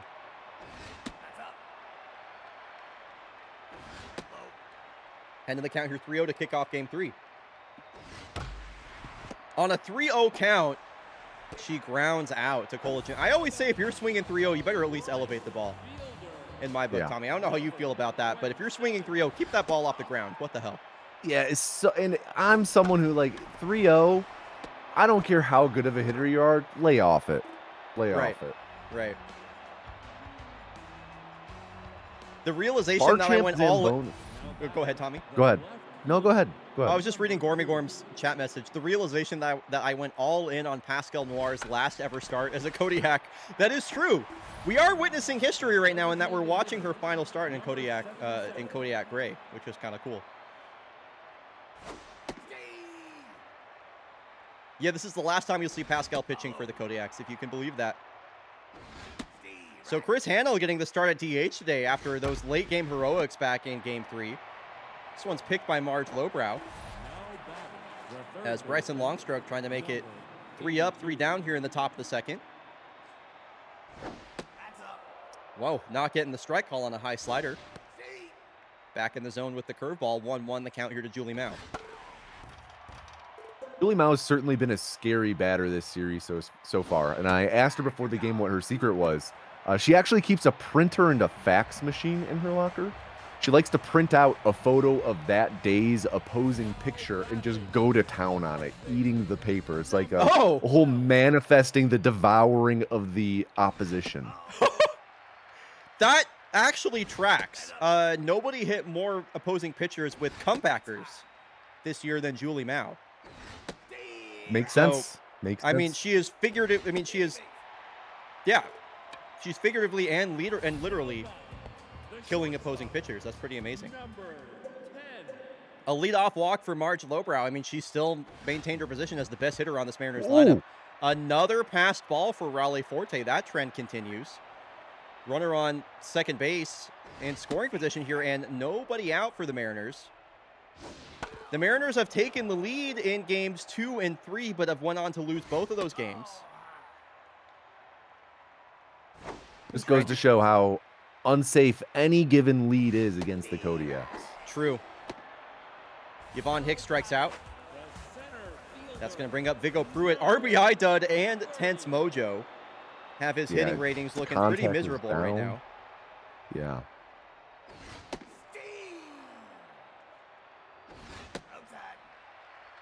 Pascal Noir looking for strikeout number 16, and there it is.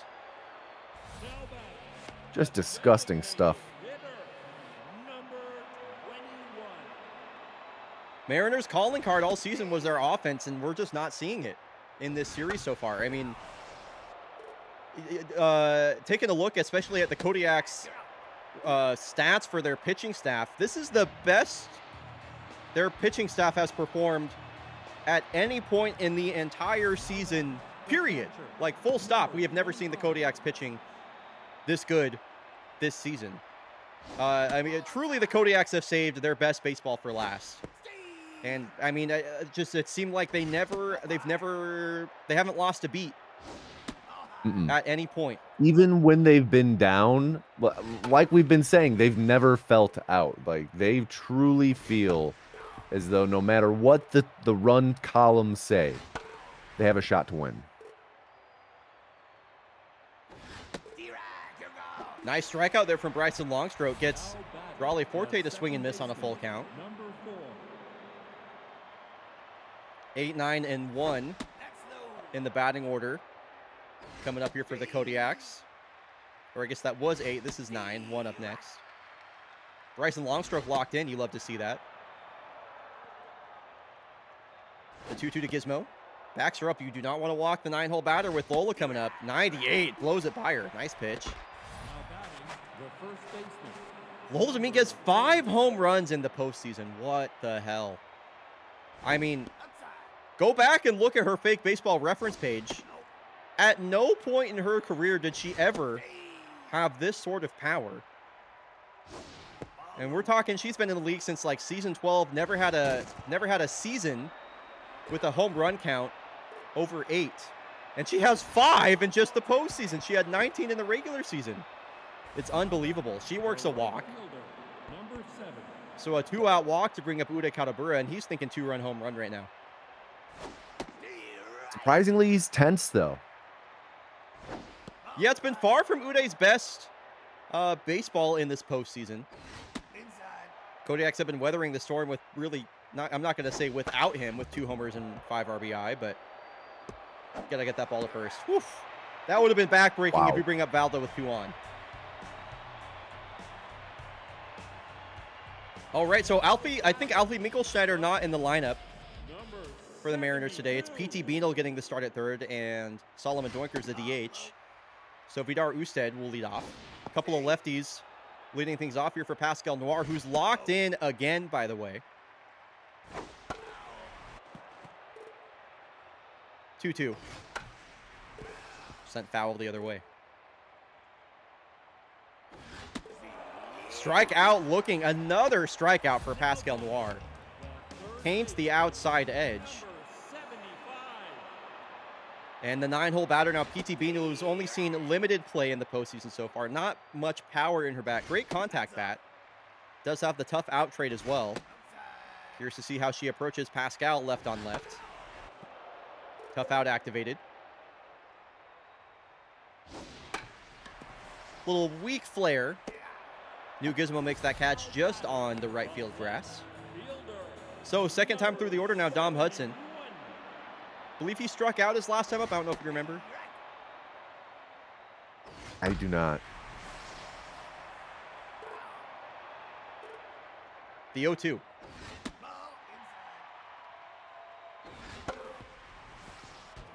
Just all four-seam fastballs for Pascal in this at-bat. Pumping gas right now. Lays off on the two-seam fastball. Another 2-2 pitch. And it gets the barrel to the ball, but it's a line drive right at Julie Mao. Only one hit in this game through 3 innings so far. Yeah, real pitcher's duel so far. Long stroke with 4 Ks so far, too. Yeah, that's not bad at all. Wow. This one is laced out to deep left field. Takeda absolutely turns on that pitch. We have bark in the park and the watch party. Is that true? I don't see anybody's cameras on. You got me excited. Briefly, yes. Okay. Thank you. Thank you. There was a dog. Okay.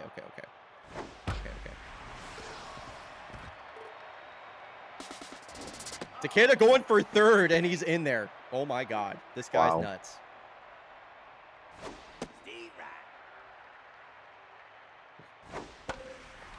This one is popped up to deep right field. Takeda's going to have a chance. McTavish has a pretty good arm. And, wow, Takeda's going to hold. And that was a dart thrown by So McTavish out there in right field. Yeah. Sacrifice fly still in play here for Zamboni.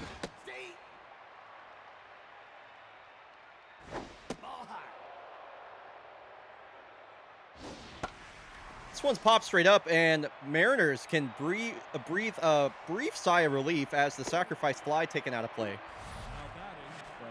With the way that Pascal Noir is pitching right now, you do begin to wonder if one run is going to be a difference maker for either side. Chris Hanel, deep out to center, and that is way gone. Chris. That was a tank of tanks. Wow. Hero of the last, 7 innings that the Kodiaks have played. Look at how far that ball, that was Nuke does not begin to describe just how hard he hit that ball. Really capitalizing on his bonus power versus left-handed pitchers that he had. Wow. That's why he got the start at DH. Wow, Chris Hanna. Ball went to the field next door, truly. What's up, Bobby Byrne? So the Kodiaks have a 2-0 lead in a game in which they're on championship point.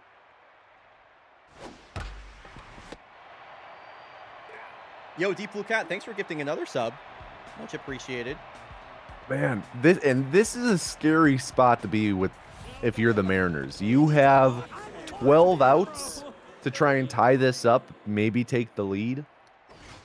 And Pascal Noir's got a no-hitter going. I don't know if it's a perfect game, but she's got a no-no going right now. Mm-hmm. An efficient one at that. Commander Shepard with a deep drive of her own. This has some carry. This is at the wall, and we got a one-run ball game. There we go. Just when you thought the Mariners were down and out, it's Commander Shepard with her second home run of the series, her 4th of the postseason. Cuts the lead in half. We got a one-run ball game. And now would be a time, if any, for Soap McTavish to step up at the plate. Yeah, when you're down 3-0, you got to take this lead right back. Okay, here we go. We'll take a base hit. We'll take a base hit for Soap. So a home run and a base hit in this inning. And now you got your best hitter at the plate in Marge Lowbrow. There is not a single hotter bat on this lineup right now than the one at the plate right now.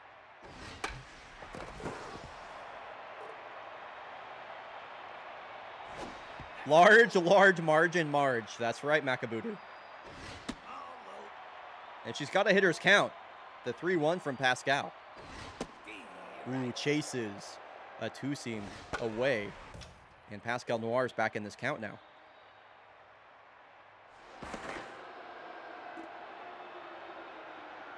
Another payoff pitch. That was left over the middle of the Oh. plate, and Marge Lowbrow spanks that all the way out to the center field wall. I fully expect Soap to score on this play. He will score from first base, and we do have a tie ball game. Huge. A home run, a single, and a Absolutely double huge. for the Mariners in this inning. What were you going to say, Tommy? I was just saying that absolutely enormous. And again, just a great example of how the Mariners are having to scrape and claw their way to just tie up these games.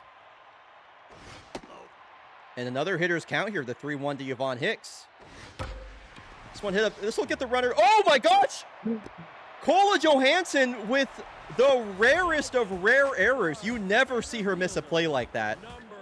That was bad. I mean, that's about as routine as it gets. Just maybe took her eye off the ball for a 0.2%. Jeez. yeah, 0.2% chance for that to happen, which I would say is pretty realistic.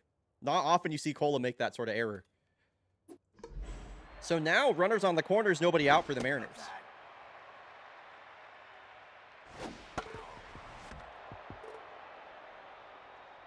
If the Mariners do push this to Game 5, they will have Celeste LeBlanc to contend with. So far from back in the series, even if they do manage to take one game. All that being said, they're in a pretty good position right now to try and take the lead. Here is Solomon Doinkers after Viggo Pruitt strikes out. Looks at strike one down the middle.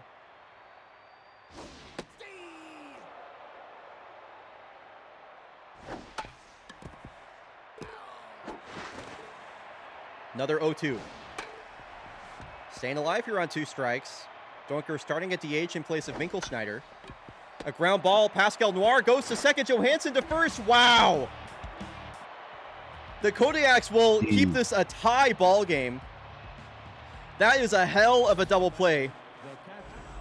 Turned by Pascal Noir. And Cola Johansson with the missile over to first base in time. Wow. Keeping it tied.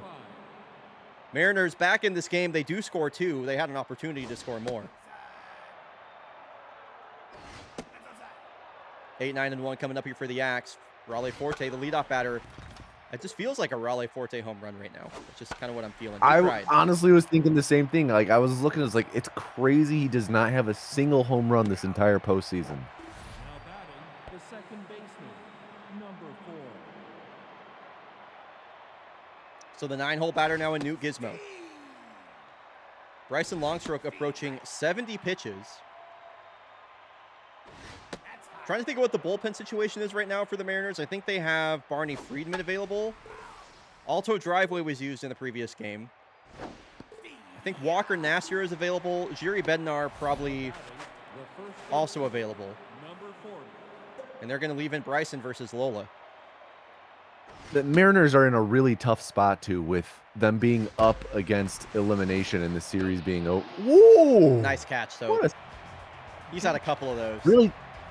Really tough spot, though, because they are up against elimination every single game, so they have to throw everything against the wall from their bullpen. And it just makes it really hard to have continued success, always having your back up against the wall like that. Okay, so Jewel Romero going to come in here and pinch hit for PT Beanel. Kodiaks will go to their bullpen as well. Bo Rosas going to come in. And Jewel Romero swings at the first pitch, and this is gone! Whoa, where did that come from? Both pitchers make a change, and Jewel Romero with one of the biggest swings of her career. First RBI of the playoffs for Jewel. First home run, first hit. She's barely seen any play this postseason, and she gets a home run against the right-handed specialist, might I add, and Bo Rosas. Bo Rosas actively debuffs the hitting stats of same-handed batters, and that did not matter to Jewel Romero. Couple of first-pitch swingings here from Dom Hudson and Bo Rosas, and that is barely an out. Holy moly, that was close. So Bo Rosas has thrown 2 pitches. He's given up a home run and gotten an out. Mariners now with another lead late in this game.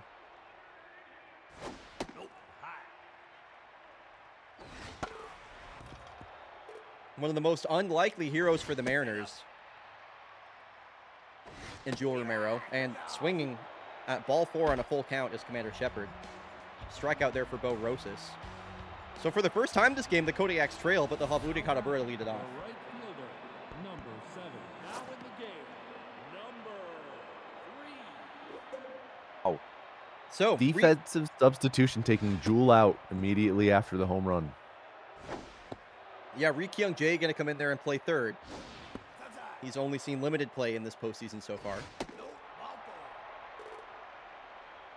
Not what you want, The center you know, going ahead by 1 this late in the game, walking the leadoff batter. Mhm. Makes sense to want to pitch around Uday, but still, it's not ideal.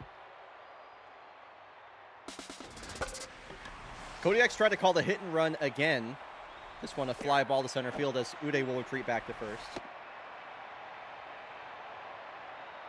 So Jiri Bednar back in this game. I mentioned we were going to probably see a lot of him from the Mariners in this postseason. Face the heart of the order here. Certainly scary. With 1 swing now, completely flipping it.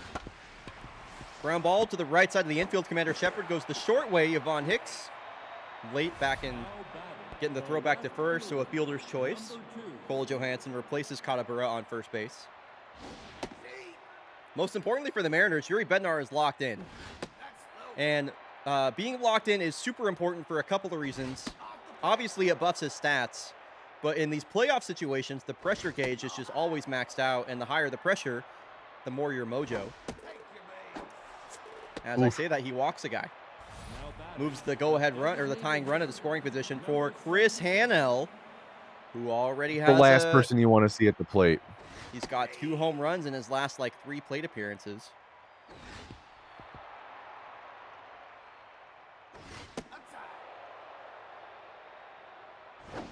The other thing I was going to Really mention about pitching around him.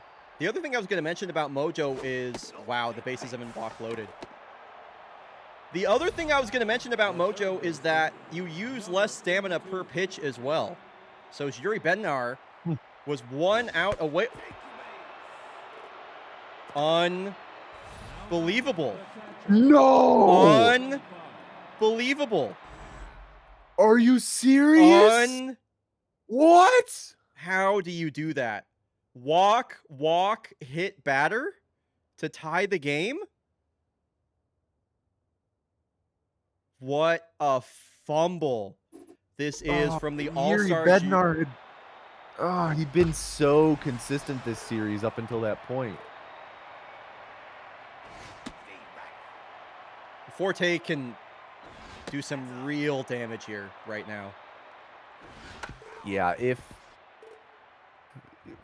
I pray that the Mariners pull through, because I am fearful for Jiri Bednar and his mental state if they end up losing off of that. Full count. Whoa! The umpire absolutely emotes on Rally Forte right there. Cannot Just believe. freaking Fortnite danced on him. Yo, what's up, Tough Hunter Tactics? Good to see you. So once again, we have a tie ball game. I mean, the Kodiaks tied the game without even really trying. Jiri Bednar walked 2 guys and then hit a batter. That's just crazy to me. That is kind of unbelievable. So While he was locked in, too. Whoa! Snow cone again? Another hit stolen away from Vicola. They got a little bit video gamed right there. That was some video game action that time. A couple of balls hit Cola Johansson's way here in the bottom of the 6th. Wow, and Yvonne Hicks between the mojo and the debuff from the specialist. Doesn't look good. Yeah, Bo Rosas just has to kind of put it over the middle of the plate here. Make Yvonne Hicks come get it. Or she won't even. She'll just watch it go. Okay, top of the 7th inning. Kodiaks on World Series point. It is a tie ball game. And Antoine Goldsmith going to pinch hit here for Newt Gizmo. Jiri Bednar going to remain on the mound. The Mariners would have been 3 outs away had he not walked 2 batters and then hit a guy with the bases loaded. And now he has to deal with the top of the Kodiak's order.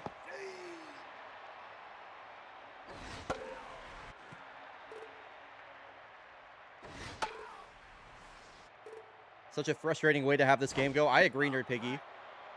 I mean, just how do you do that?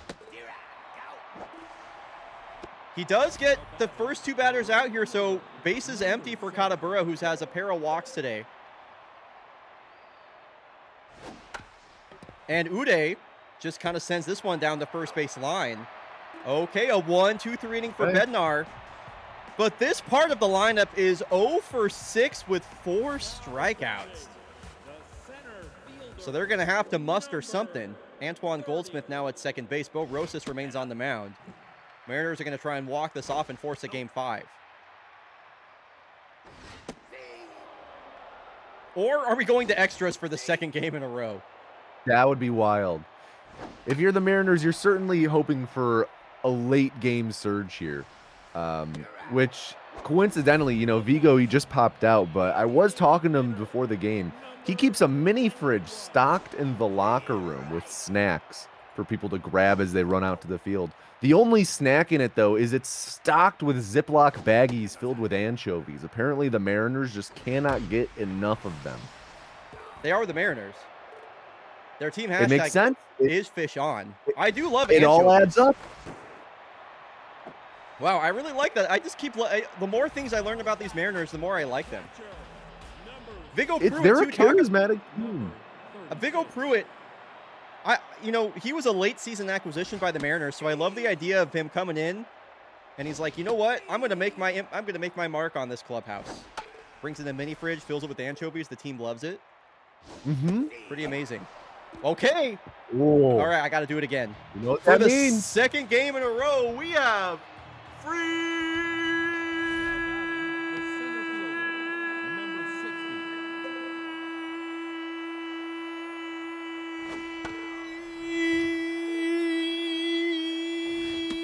baseball. For the second game in a row, the Kodiaks were the victors back in game 3. They're going to try and do the same here in game 4 to win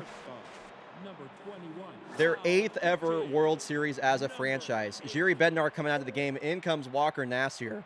You got Valdemiro Takeda on first base and Kola Johansson at the plate, and Takeda gets second base basically for free.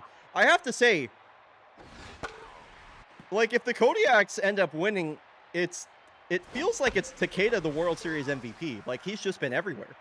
I don't know if you have a different suggestion, but he's just been everywhere. No, it's for me. It would probably be. Of course, this is all putting the cart before the horse, since it's not over yet. It's not over yet. It's either him or maybe Chris Hanel. I feel like Chris Hanel just really come through at the right time. Chris was my other choice, but Takeda just stole third base. Wow. The go-ahead run is 90 feet away, and I think this is going to drive him in if it doesn't leave the ballpark. There will be no throw from Soap, and it's Valdemiro Takeda basically single-handedly manufacturing a run again. Again!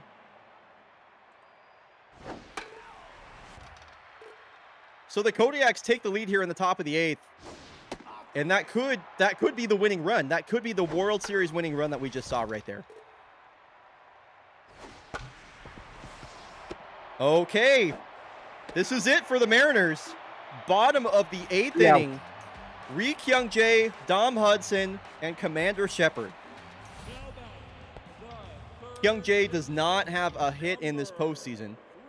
He's up against Crouch Kick. Really tough spot for him to come into. A swinging bunt, and that is playable, or easily played, I should say, by Crouch Kick. The Kodiaks are 2 outs away. Dom Hudson is such a legend, but really needs to come through here. He's not had the best showing in this entire series.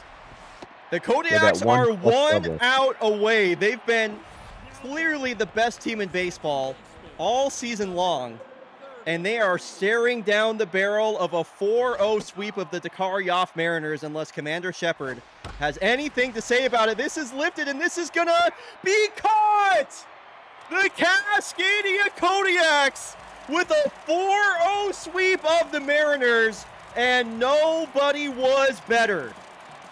Nobody was better. Nobody had an answer. They saved their best baseball for the postseason, and they went 12-1. And it looks, and then Chris Hannell is your World Series MVP. Incredible. That is pretty awesome. Wow. Yeah, he had like what, 5 at bats, and 2 of them were home runs. Yes. And I mean, 2 of them were go ahead, or one of them was, yeah, they were both go ahead home runs. Incredible. Sometimes it's the new era of fake baseball, and sometimes it's same shit, different day. The Kodiaks, for the 8th season, are World Series champs. And I've put together a lot of Kodiaks teams in my time. That was one of the more dominant postseason runs I've ever seen. One of the more dominant seasons, like, period. And it's pretty crazy that this is virtually the same team as last year, but with Lola Dominguez at the top of the lineup. And what a difference she made all season long. And in the postseason as well. Valdemiro Takeda was amazing in this game, by the way. 3 hits. And I think it was, what, like 4 stolen bases? 3 stolen bases, dude. Wow. Commander Shepard could not repeat the storyline. It's true. It's true. Yeah, the Mariners, a great run. A season to remember, but the Kodiaks are the champs. Sorbet's doing another giveaway. I gotta say, Tommy, disappointed this did not match the heights of the season 20 World Series. But And your champions are the Kodiaks. so I mean, the Kodiaks were just that good. Yeah, we still got to see some great baseball played. And yeah, sure, maybe the storylines didn't develop in the same way, but a champion is a champion, no less. And there's no more deserving team than the Kodiaks this playoff run in this season. The 12-1 is just, it's That's hard a to crazy beat. run. Yeah. In that game versus the Knights, they barely lost in extras as well. Like they almost went completely undefeated en route to this victory. For the Mariners, it's tough. It's tough. They held the lead in 3 out of these 4 games that they lost at one point or another. They lost the last 2 games, both in extra innings. Knights, the second best team of the season, didn't get swept. That's pretty funny. Yeah, for the Kodiaks, I mean, just what a season for them. I'm going to read off some stats here from Stats Guy Matthew. The Cascadia Kodiaks were first in OPS, first in average, first in on base, first in slugging, first in OPS, first in RBIs, first in home runs, first in hits, first in WAR, first in runs.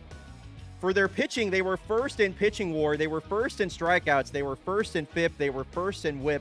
They were just simply the best. They were the best. They were the best. There's really no other way you can slice it. Celeste LeBlanc put up the second best pitching season in history. I mean, if we take a look at the league leaders for the season, by the way, not single season records. I mean, they had 4 of the best players in baseball. 4 of the top 5 players in baseball on their team this year. It was just an unbelievable season from them. It felt like more than anything, it was their postseason to lose. You know, Yeah. They just, like you said at the beginning, unstoppable force. Nerd Piggy says it's crazy because I would not consider this to be the best Yaks team I've ever seen, but this is the easiest time they've had in a long time. I know it's quite a bizarre ending to the season. Going into the year, it was just, holy cow, there are so many good teams. And then at the end of the season, it was just, wow, truly nobody could compete with the Kodiaks at all. Yeah, utter domination. Interview me, cowards? Okay. I would love to do a Chris Hanel interview. Tommy, I'm gonna go interview Chris Hanel. Totally. So I think this is where we'll end our call. Thank you so much for joining me for the World Series for the second season in a row. Thank you. This just feels like the fake baseball commentary crew to me. You know what I mean? Like, it just feels correct. So thanks for sharing your time, Tommy, and for all your fun insight. Well, first off, I wouldn't go that far. There are so many incredible commentators who have been here for fake baseball, and I don't want to be the person who's always on in the World Series. We got to see someone else in here. But thank you, Bryon, again for asking me to be on and help commentate this incredible series. You know, it might not have been the closest series, but it was still a great series for fake baseball fans. So thank you, Bryon, for having me on. Thank you, everyone, for hanging out in the stadium, cheering. And yeah, go Yaks. Wow. Thank you, Tommy. Go Kodiaks. I will surely see you later. Have a good rest of your night, dude. Thank you. You too. Yo, what's up, Watch Party? Hello. Hi. Hi. Hello. How's it going, Watch Party? Good. Good. Living, laughing, loving. Some of us are a little salty at one backup catcher here. You don't need to ask how I'm doing. Yeah, Chris Hanel, Kodiak's backup catcher. I want to hear from you, World Series MVP. How's it feel? You know, we're just all really excited here in the clubhouse. This has been a season-long effort, and every single game is like job's not done, and it was next man up the whole way through from game 1 to game 4, and everyone is just so excited to finally put the end to this pièce de résistance on something that we've talked about from day one as being something that was the ultimate goal for us.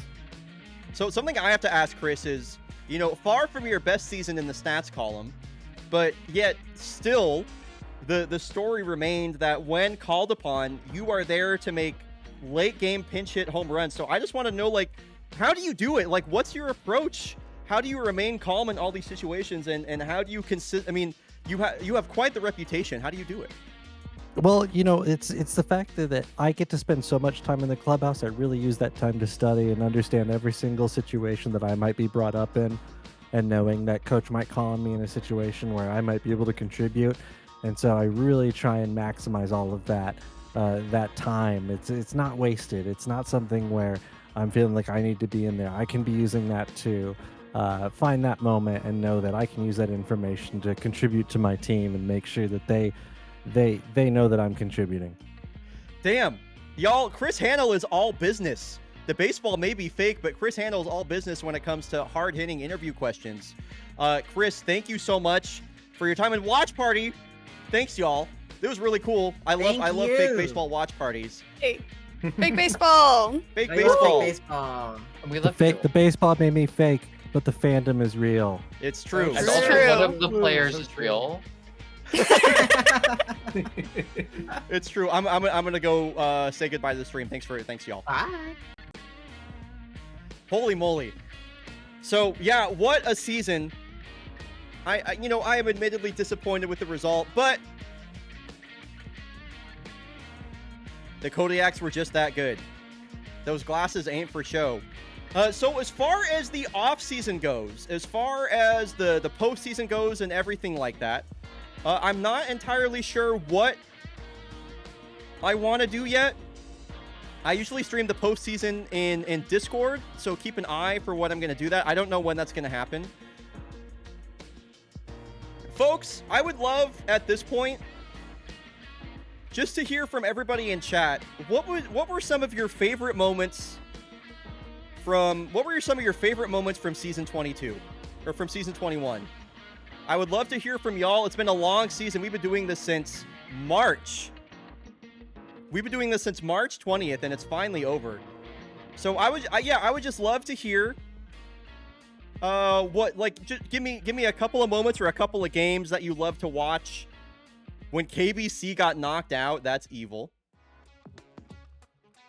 As horrifying as it was, the Celeste comebacker in the All-Star game was crazy. That's true. Man. I think my favorite game of the season was that it was the KBC. Who played KBC in that game? Was it KBC Blowfish? Early in the season, that the 14-inning game was good. The death and miraculous resurrection of Newt Gizmo. Julie Mao cracking a pitcher twice. KBC becoming cold-blooded killers was epic. The Busan comeback game where Jadalyn commentated stuck out with me. That game was great on the front page. Every single moment where the Springboks were below the Platypi. Bushrangers Mariners series near the end, that was really good. The Delara Divas, that was a fun one. That was a fun one. Money Lesbians Baseball. I won a KBC hat, instantly making me a fan. And the very next game, we watched Patsy Traveler hit 2 home runs. It's true. Money Lesbians Baseball was awesome. All the murdered pitchers. Every box loss was gratifying. All the love for Annie Scrambler. Annie Scrambler was awesome. Frunomics LLC. That was great. Cannot disagree. Valentino Rosebud getting a home run in his first appearance for the Voyagers was fun. I'm just kind of scrolling down here looking through all the stuff. A lot of great moments this year. Oh my god, yeah, the opening day stream was awesome. The Anarchy merch was so good. Laszlo just purchased a Toucan Slam tee. Let's go. Let's go, Laz. Buffalo Boone having a killer season. It's true. Pretty great rookie season for Buffalo Boone. A 3.29 ERA in the playoffs. A 4.48 in the regular season over 80 innings. The Mariners playoff run. Yeah. So many great moments. So, folks, as far as, like, you know, when are we going to have season 22? I genuinely don't know. So let's talk shop about fake baseball for a bit here. I feel that fake baseball is at its best when I'm able to put my full self into it. I definitely was able to do that at parts of the season, but not for the full season. I was so busy with SGDQ deliberations, putting together Gamescom, putting together Halo Fest, putting together Speedon, everything I do in my day-to-day. Especially toward the end of the season, I just did not have the same sort of focus that I would like to have. So definitely something for me when I'm thinking about when I'm going to start the next season. I really want to make sure I have enough time to put my full self into it. So, you know, I started season 20 last season. I believe it was like beginning of August, and we were wrapped up like by October. I believe it was fun having the playoffs alongside like the real playoffs. I don't know if 2 months is a long enough break for me personally, so I'm thinking, like, again, I'm thinking for season 22, we're probably going to get started after AGDQ games list deliberations are over. So in that case, you know, we're probably looking at sometime in October. Maybe starting like mid-October, wrapping up in December before I leave for AGDQ. Hard to say.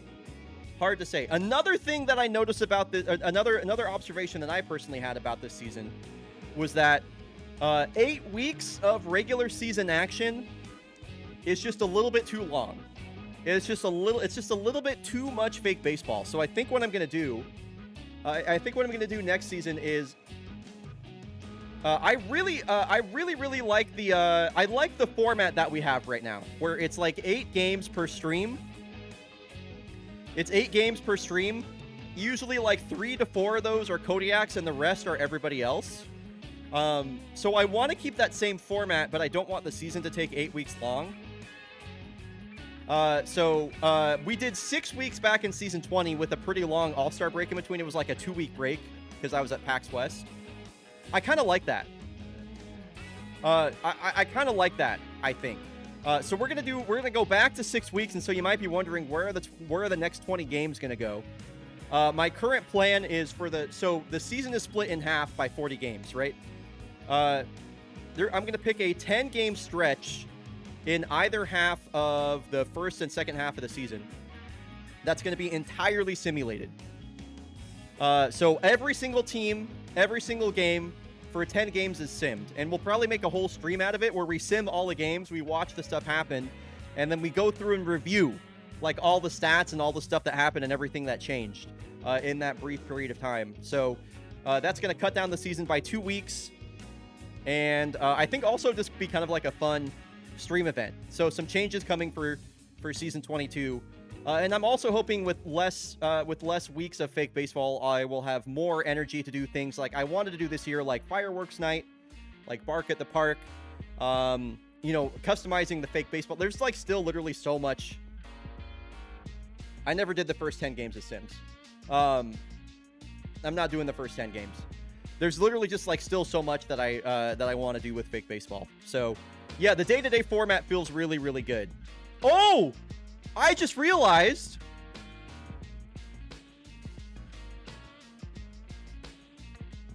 I just remembered something, y'all. We got the fake baseball predictions game. We have the fake baseball predictions game. I totally forgot about that.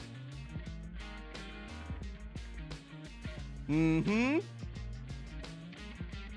Yeah, I forgot about that. I have to tally that. We have to figure out who the winner is.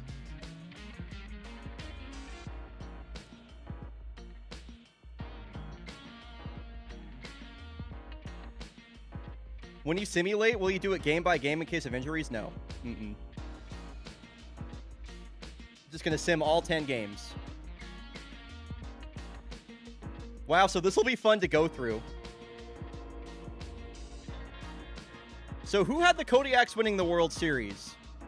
Quite a few Kodiak lists in here. That's going to be 3 points for a lot of people. The predictions game, yep, I definitely did so good with that. How do I get rid of this formatting? I forget how I do that exactly. I don't want to, like, revert to unformatted data. There we go. I don't need all that. I don't need this either. Cannot delete column with form. What? Whatever. Can I hide the column? That works.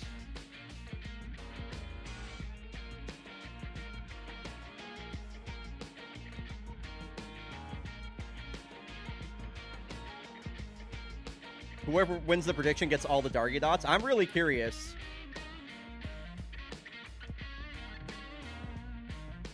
So yeah, I'm going to go through. I'll have to tally all this up. I'm very curious to see who won. This should be good. Should be good. Okay. So as far as when the off-season starts, I'm not really sure exactly when I'm going to do that. Do we want to see as a final, like, little cliffhanger who, like, the movers and shakers are?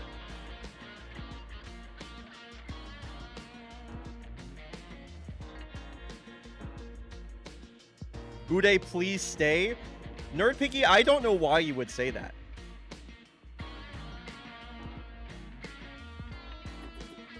Man, what a season.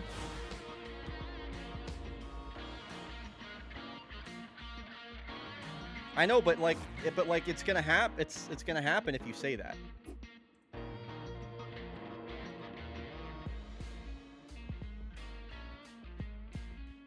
Are we doing an award show? I don't know, Matthew. I'm not sure. We need to sit down and figure out who the award winners are. That's for sure. That's definitely something that we need to do. I'm excited to go back and pick out all the awards. As for everybody, by the way, everybody that checked out Fake Baseball for the first time this season, I see quite a few of y'all just looking at my chat right now. Mooning and Flying Marlin jump out to me immediately. Stats Guy Matthew, obviously. So many other folks that checked out Fake Baseball for the first time this year. Thank you so much, by the way. It was really cool. The number one birdie. The number one takeaway that I got from this season was just there's so much more emotional investment from people, that I think is really awesome. So thank y'all very, very, very, very, very, very much. Doesn't it, Shinobi? Doesn't it? This shit rules, actually? You rule, actually.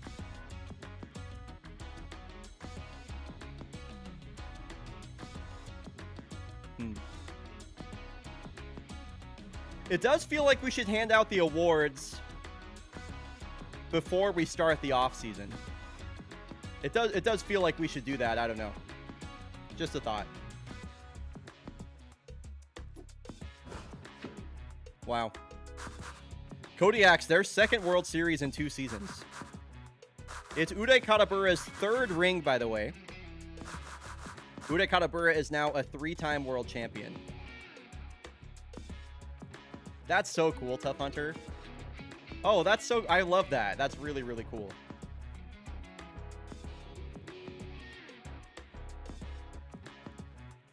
What I will say about Kodiak dominance is that I'm just really happy, personally, that the greatest player of all time is just on the best team and has made the playoffs in every season, basically. And has 3 World Series titles at this point, you know? I just think that's important and it makes me happy.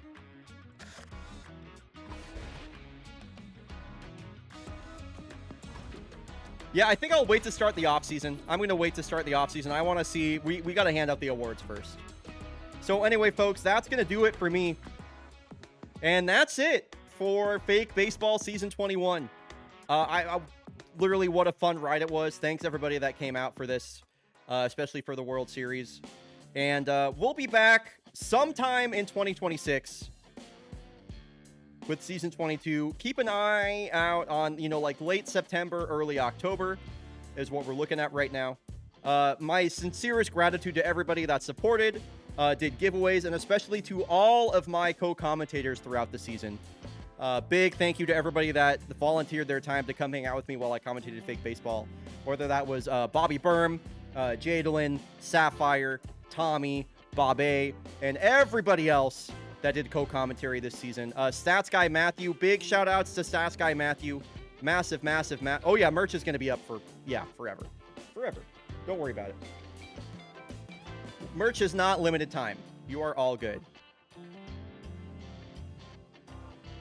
So yeah, Stats Guy Matthew and I might have like an award show or something. I don't know yet. Maybe we'll do it in Discord. I don't know. But anyway, yeah. In case you're wondering what I have going on next, I am going to be casually playing through Taz Wanted is the next thing I'll be doing on stream, and then maybe speedrunning it. So that's something you can look forward to in the future for my next speedrun project. So TBD. Anyway, thanks everybody. I will see y'all later. And yeah, until next time, thank you for enjoying Fake Baseball. Thanks for being a part of the broadcast. Yeah, that's all I got. That's literally it. That's it. That's all for Fake Baseball. Bye, everyone.